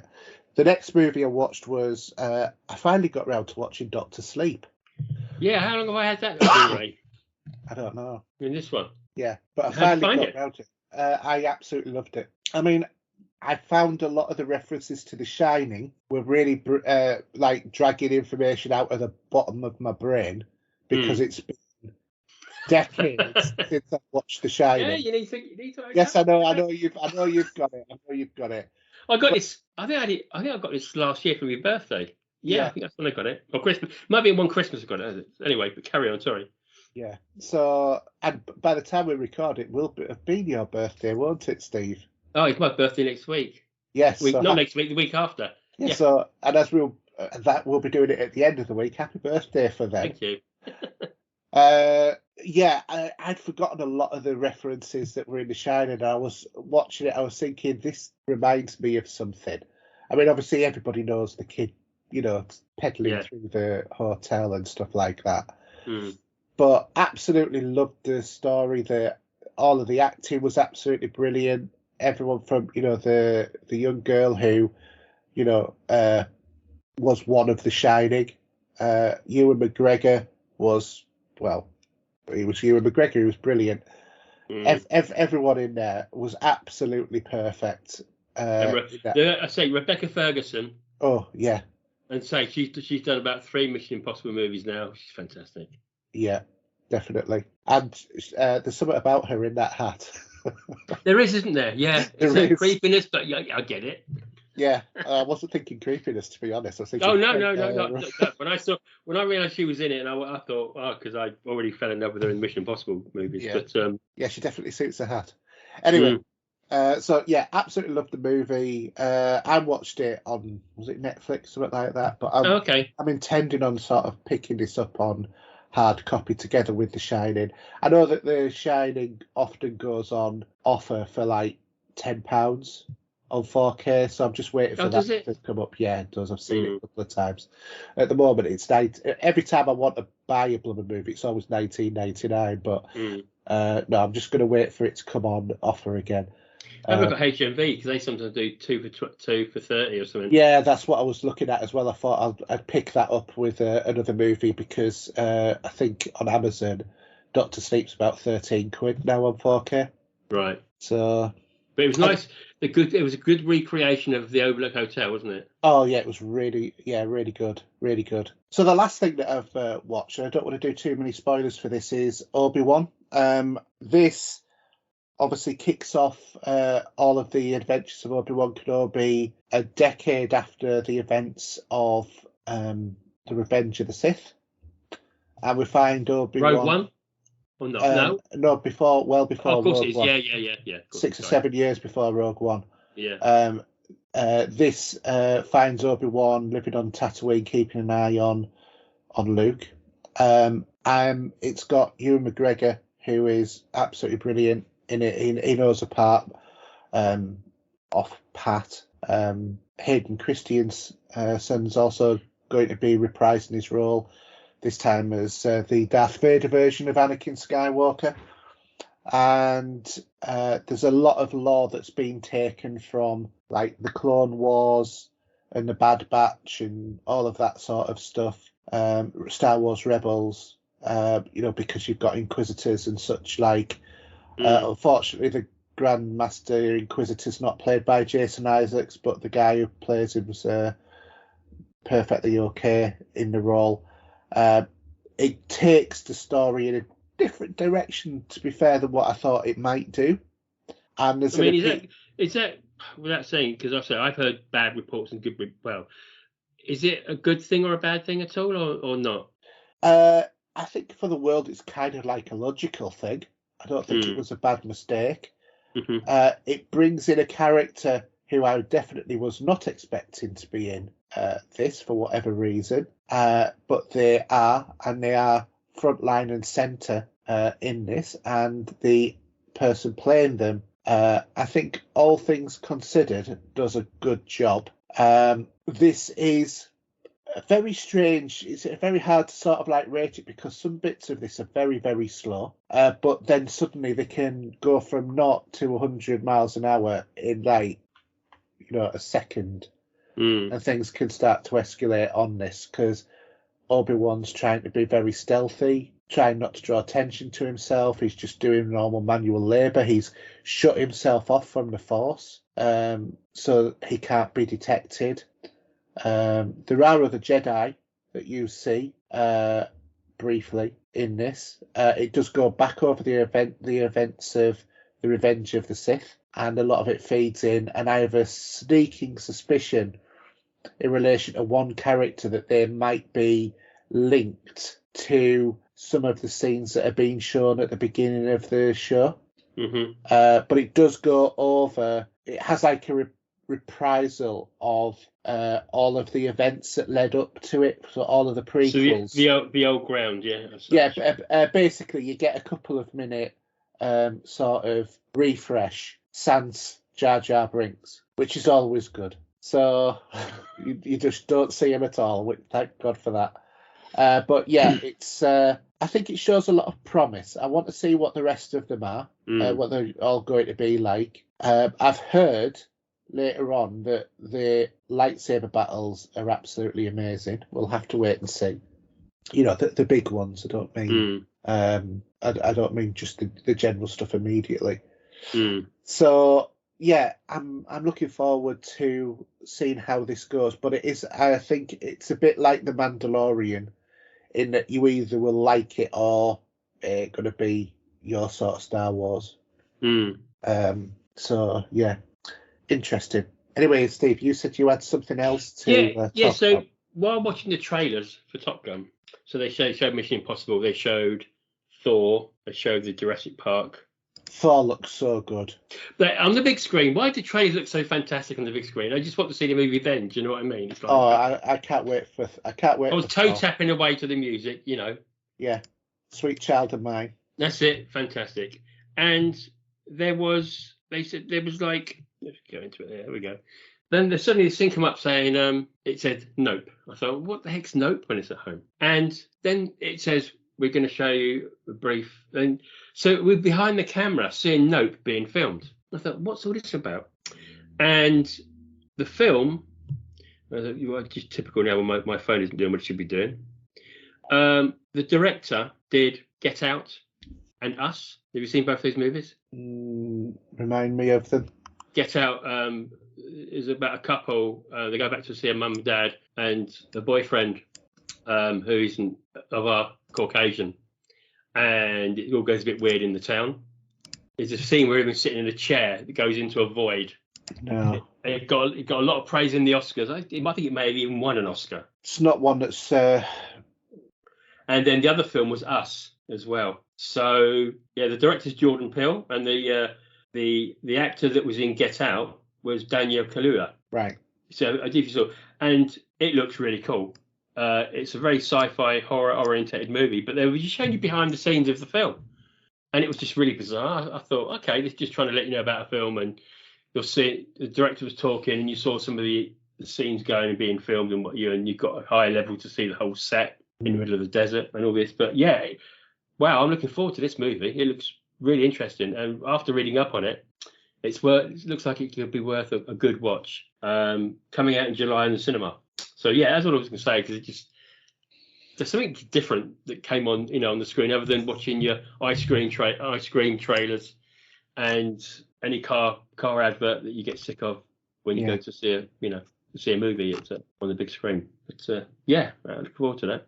Looks interesting. Cool. So have we got any questions? Because I was about to say this. Yeah, we've got a couple of questions from Matt, because I messaged him to just say, if you've got any, you better be real quick. So unfortunately, no one's responded on the Facebook group, so we'll just go and do Mark's listener questions. John, what's happening to us?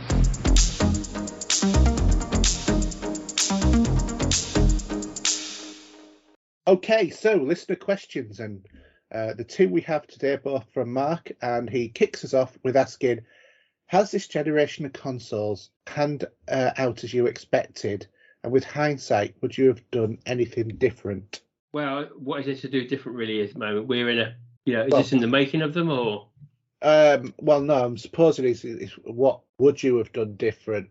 He's asking what we would have done rather than what they would have done. So would you have bought? There's only one thing that I think was a software related, and I don't remember this actually happening in the UK, but Xbox Live went down for about 4 days. Yeah. And the old issue about the DRM popped up, didn't it? Yeah. Now, I haven't tried it yet, because I will give it a little spin later. I will unplug my internet connection with a downloaded Game Pass game and see if it will play. But this drew its ugly head again, and apparently Microsoft said they fixed it. So from a software point of view, not thinking from a software point of view, but not from a console point of view, I went to play a game on Game Pass, but on a PC. Mm-hmm. And it said your trial has expired. I thought, what trial? It was a Game Pass game, and I had to. I ended up deleting the game and re-downloading it. But it also said that the Xbox app was needed updating, so I ended up updating that, and that solved it. But it was just that was just really odd as far as I was concerned. I mean, I've had moments where I put Destiny and it suddenly says you don't own the game. I'm thinking I bloody do. Yeah. Let alone most of it being on Game Pass. But I think there's glitches in anything like that. There is always glitches and stuff like that. I think I don't think I would have done anything different, and I would have still bought the consoles when I did. But I think a lot of people probably regret spending all of that money on the consoles at the moment because there's so little that takes out. Yeah. You know, anything. Do you think? I don't. This is more for a question to you. Yeah. Compared to most, because you own both consoles. Do you think that you could have have probably twice? Yeah. Do you think though you could have said, I could have bought one of them and got away with it for now, or you were happy to buy both? Definitely. I think there's very little advantage on the Series X to the One X. Yeah. The PlayStation, I think, is probably more of a noticeable thing. But I actually, even back, when it was first, I started Assassin's Creed Valhalla on the X and went on to the Series X. And other than slightly better textures and a slightly better colour, there wasn't any difference that I noticed, other than load times. Load times is the key difference.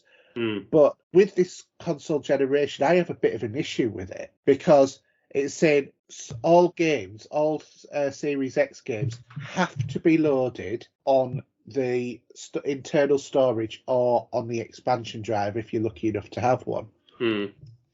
Even if the game is like a Ratalaka 300 megabyte game, because it's Series X, you have to install it on the internal drive. I'm not being funny, but there is going to be no practical thing which a developer would put in a game of 300 megabytes that would have a detrimental effect on the gameplay by running that from a hard drive. It's just impossible. It's less than the even memory that the system has. It's utterly ridiculous. And I think because of the cost of SD drives, and I've maintained this whole season, or this whole generation, that they should actually give you the choice of being able to download the game and play it from a hard drive or an SSD drive. Yeah. But obviously with the thing of there will be significant delays in comparison to the normal gameplay if you put it on a hard drive, and let you decide where you want to put it. Because I'm now having to manage a 1 gigabyte, well, less than a 1 gigabyte storage capacity for all of my content. And I don't want to be passing stuff between the hard drive and back. I just want to be able to install it. The PlayStation was even worse because it had a smaller SSD, but that was a much cheaper expansion to do because you're not having to have proprietary little cartridges. Okay. And it's super easy to achieve. So, yeah. But I think maybe if I'd have known how many games that have come out that have really pushed the stuff and what I've been playing, I think I might have just bought the PlayStation and not bothered with the Series X. Yeah. There's a confession for you. Yeah. Interesting. Now, we said we don't know what's coming out on the next Games for Games for Gold and PlayStation. Yeah. They've just released it, have they? No, but I noticed the other day on Game Pass, right? They got coming soon. Yeah. One of them is Assassin's Creed Origins. Interesting. Yeah, I think that they're going to change around Game Pass to respond to PlayStation's changes. So, just out of the touch, so I went up here. For Honor Marching Fire Edition, whatever that will be, Assassin's Creed Origins, Shadowrun Returns, Shadowrun Downfall, Shadowrun Hong Kong, Match Point, which is a tennis game, Hello Neighbor 2, and 2 Point Campus, whatever that may be. Yeah, I'd certainly heard Assassin's Creed Origin was, or was it last? It wasn't last month, was it? No, I'm just on the Xbox and can see what's coming soon for Game Pass. That was all. I just actually got on there. So, and what's leaving is NHL 20. Oh yeah, that's Game. Yeah, that's Game Pass. So that's not Games with Gold. No, it's Game Pass. So it was interesting that Assassin's Creed is going on Game Pass. That's the weird one. Yeah. Because Origins is a really good. Yeah. I really like that, and it's a North Yorkshire lad because it's called Bayek. Yeah. Okay. So at the moment, Games for Gold at the moment is showing Inner World, Last Wayne Monk, Yoko's Island Express, and Viva Pinata Party Animals at the moment. I don't think, that's all it's got there. But yeah, I was just I remember seeing it. I thought, well, I've got to mention that because it just propped up because you're a big fan of Assassin's Creed, and I thought. Anyway, go on. Next question, because I can't see these at the moment. So. Okay, is there a place for game-related conventions? Are you going to any? Is there still a place for them? There's still a place, but it's a bit different these days. I mean, obviously, we've got the big one we normally have in June is now a digital one that we're gonna have to watch on a silent stage without the locals being there. I think there's still a place for them, but just in this world now, I don't know if that sort of thing of gathering amount of people. Well, they're still happening. I mean, I've already been to one, so yeah. And how did that go? Did you think, as a from a perspective of the way the world is now? Is it now forgotten about the way you think? If you just, it's. I've been to a few big events now. Obviously, the Pet Shop Boys and to Insomnia 68. And big crowds, no one's bothered about COVID, no one's wearing masks, or very few people are wearing masks. People don't jive. Actually, I'm still using. I have to use them when I go to NHS. Yeah, that's a hospital. I can understand that. Yeah, or even doctor's surgery, whatever. When I went to see, so back in November when we went to see Human League, some people were wearing masks there. Yeah, some people were wearing masks to the Pet Shop Boys. But they're an older generation, maybe. It's very difficult. I get that. I still carry some in the car, even, Yeah, I still have. But I think there are some events that still may be cancelled. I mean, not even having support bands now is like unusual. Especially from the one you went to. Yeah, but I still think these things have a place. Insomnia was really popular when we went. It wasn't as well attended in terms of vendors and everything. Microsoft, there was a stall that said Microsoft, there was a stall that said Sony. Apart from everything was switched off. So what the hell they were there for, I don't know. VR was a big pull, and people played VR. Games that were already out, and I kind of look and think, well, if you've got VR, why are you worried about that sort of stuff? But hey ho. But yeah, and we're going to we're going to go to Insomnia 69 in Birmingham because my son really wants to go to 69 because it's 69. He is a teenager. Yeah. I've got something to say about the event in a minute, but go carry on.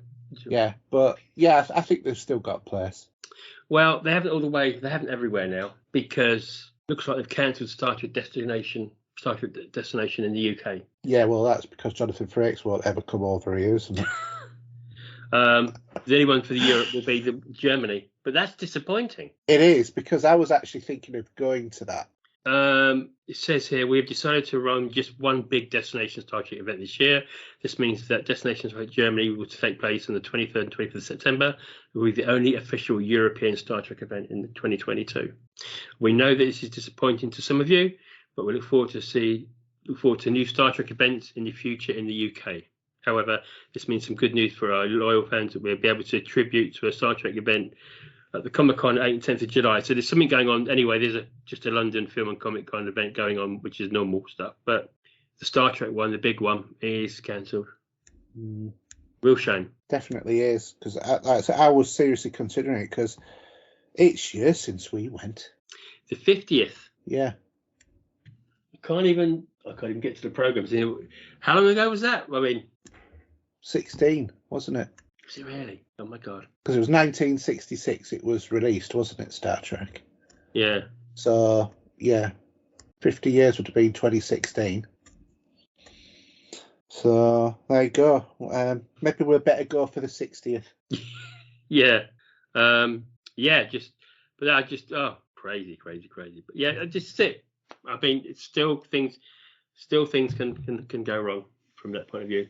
And they're just worried, and maybe this is down to the attendees of Bill Shatner and everyone else, that they feel that it's still a thing. I don't know.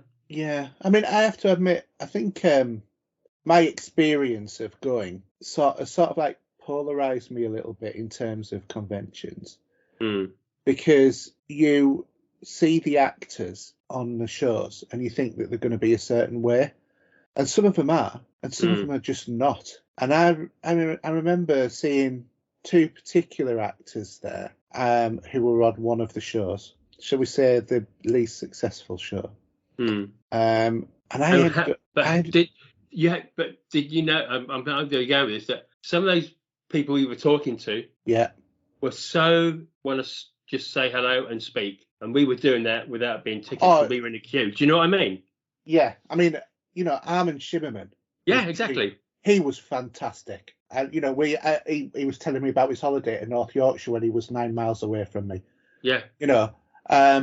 Because he knew where I told him where I'd come from. He asked, and he said, "Oh, I've only just come from holiday." There, and he was telling me where he'd been, and he was like just up the road. And and then even the doctor, Alexander Siddig. Yeah, we couldn't get near because he spent so much time with the fans. Yeah, and what do you call him? Garrett Wang. Yeah. He was very, very conversable as well, wasn't he? Yeah, he was. They were fantastic. But then there was one or two other ones who, at first, I thought, oh yeah, I'd really want to get their autograph. And then, I saw how they were acting, and I stood there, and I was sat there, and I was thinking, you're half cut, and you're taking the pee out of the fans, and I just don't like that. This is an old boys club for you to get together and just just earn money for not giving to the fans. And the only reason why you're up there is because we've supported your shows that you've been. And that kind of annoyed me. And if you know what I mean, say the greatest name in Star Trek, I mean, don't get me wrong, I've met Bill Shatner, I've had my photograph with him, we all worship Bill Shatner, he's Captain Kirk. But equally, he was not the most approachable person. George Takei, on the other hand, he was lovely to us. He talked to us. He was really friendly. Yeah, he was fantastic. And the thing is, I don't expect the actors to be, like backside-lickingly nice. No, but I expect them to at least be polite and not take the mick out of you as a fan. And that, because I think if you're insulting to your fans, you're peeing on your own doorstep. Well, I think Bill Shatner did that many years ago, and I think he probably regretted that. Yes, he did, and I thought that's why he wrote. But that took a while to bounce back from that, didn't it? And he was honest. He said, and then if you've ever read his book Get a Life, it's actually quite interesting because some of it's about his journey of understanding fandom and the impact of Star Trek, and gives him a couple of he gives him a bit of an epitome, I think. But yeah, that was one thing really annoyed me with that convention, was some of them, and then how also some of them came and they were just still drunk from the previous evening and not giving it, and they'd be getting thousands and thousands for those attendances before they're even signing autographs. And it's sort of like, there's a thing about being professionalism and representing what you're there for as well. I mean, when you got people like Leonard Nimoy's son, yeah, such a charming guy and talkable. And then also you get the sleazy fans because what do you call it? Who played Jadzia Dax? Terry Farrell. We ended up marrying him. Yeah, well, she's getting married to Leonard Nimoy's son, isn't she? But no, I watched one of the interviews with her and excuse me, I think it was Nana Visitor.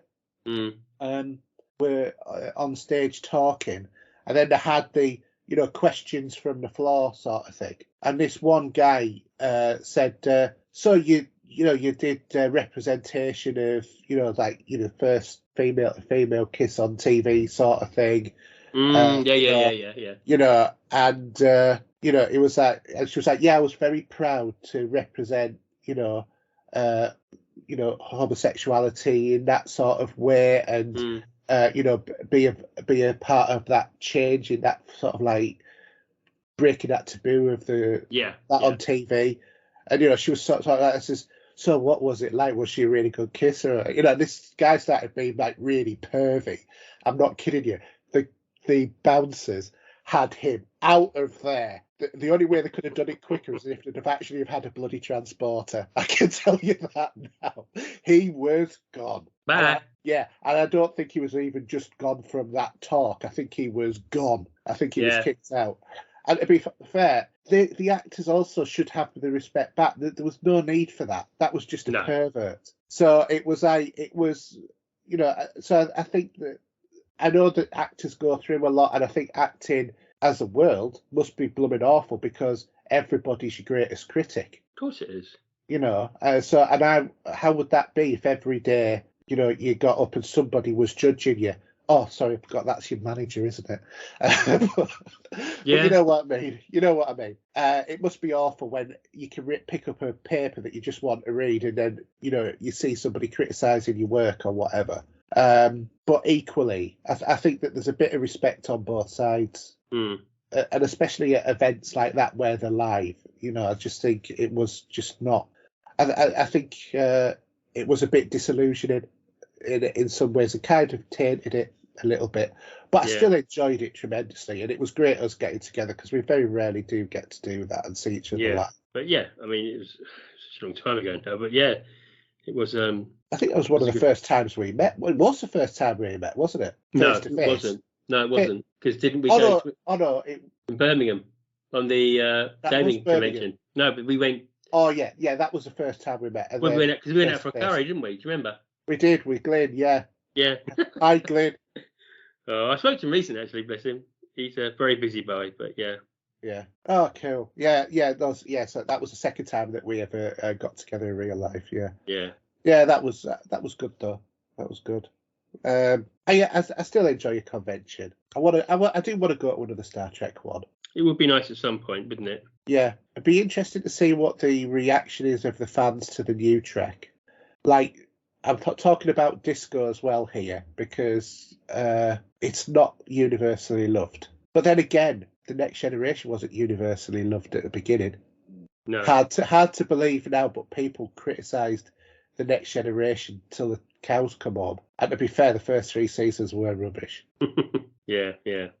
So anyway, anything else to add to that question there, Steve? Or not really, no. Are we done? All right. Well, I think that we're done in that case. So do you want to give your contact details and everything? So Xbox, Steve 007, PlayStation, I will get on it at some point, trust me, I will do. The real Steve 007. My YouTube channel is the Vinyl Cues for all things musical, soundtracks to gaming. That's about it, really. Okay, so for me, it's HERJ UK on absolutely everything apart from on Epic, in which case it's Pop Culture Gamers. You can also follow the show on YouTube. There's lots of content popping on there all the time. Just go to youtube.com/popculturegamers. We have our Twitter feed, Pop Culture Gamer. We have our Facebook group and Facebook page. Just look for Pop Culture Gamers on there. You can email podcast@popculturegamers.co.uk. And don't forget our website, anchor.fm/popculturegamers. And that's it. Show number 141 is in the bag. Thank you all for listening. We'll see you next time. And it's a good night from me. And a good night from him. Good night. Good night.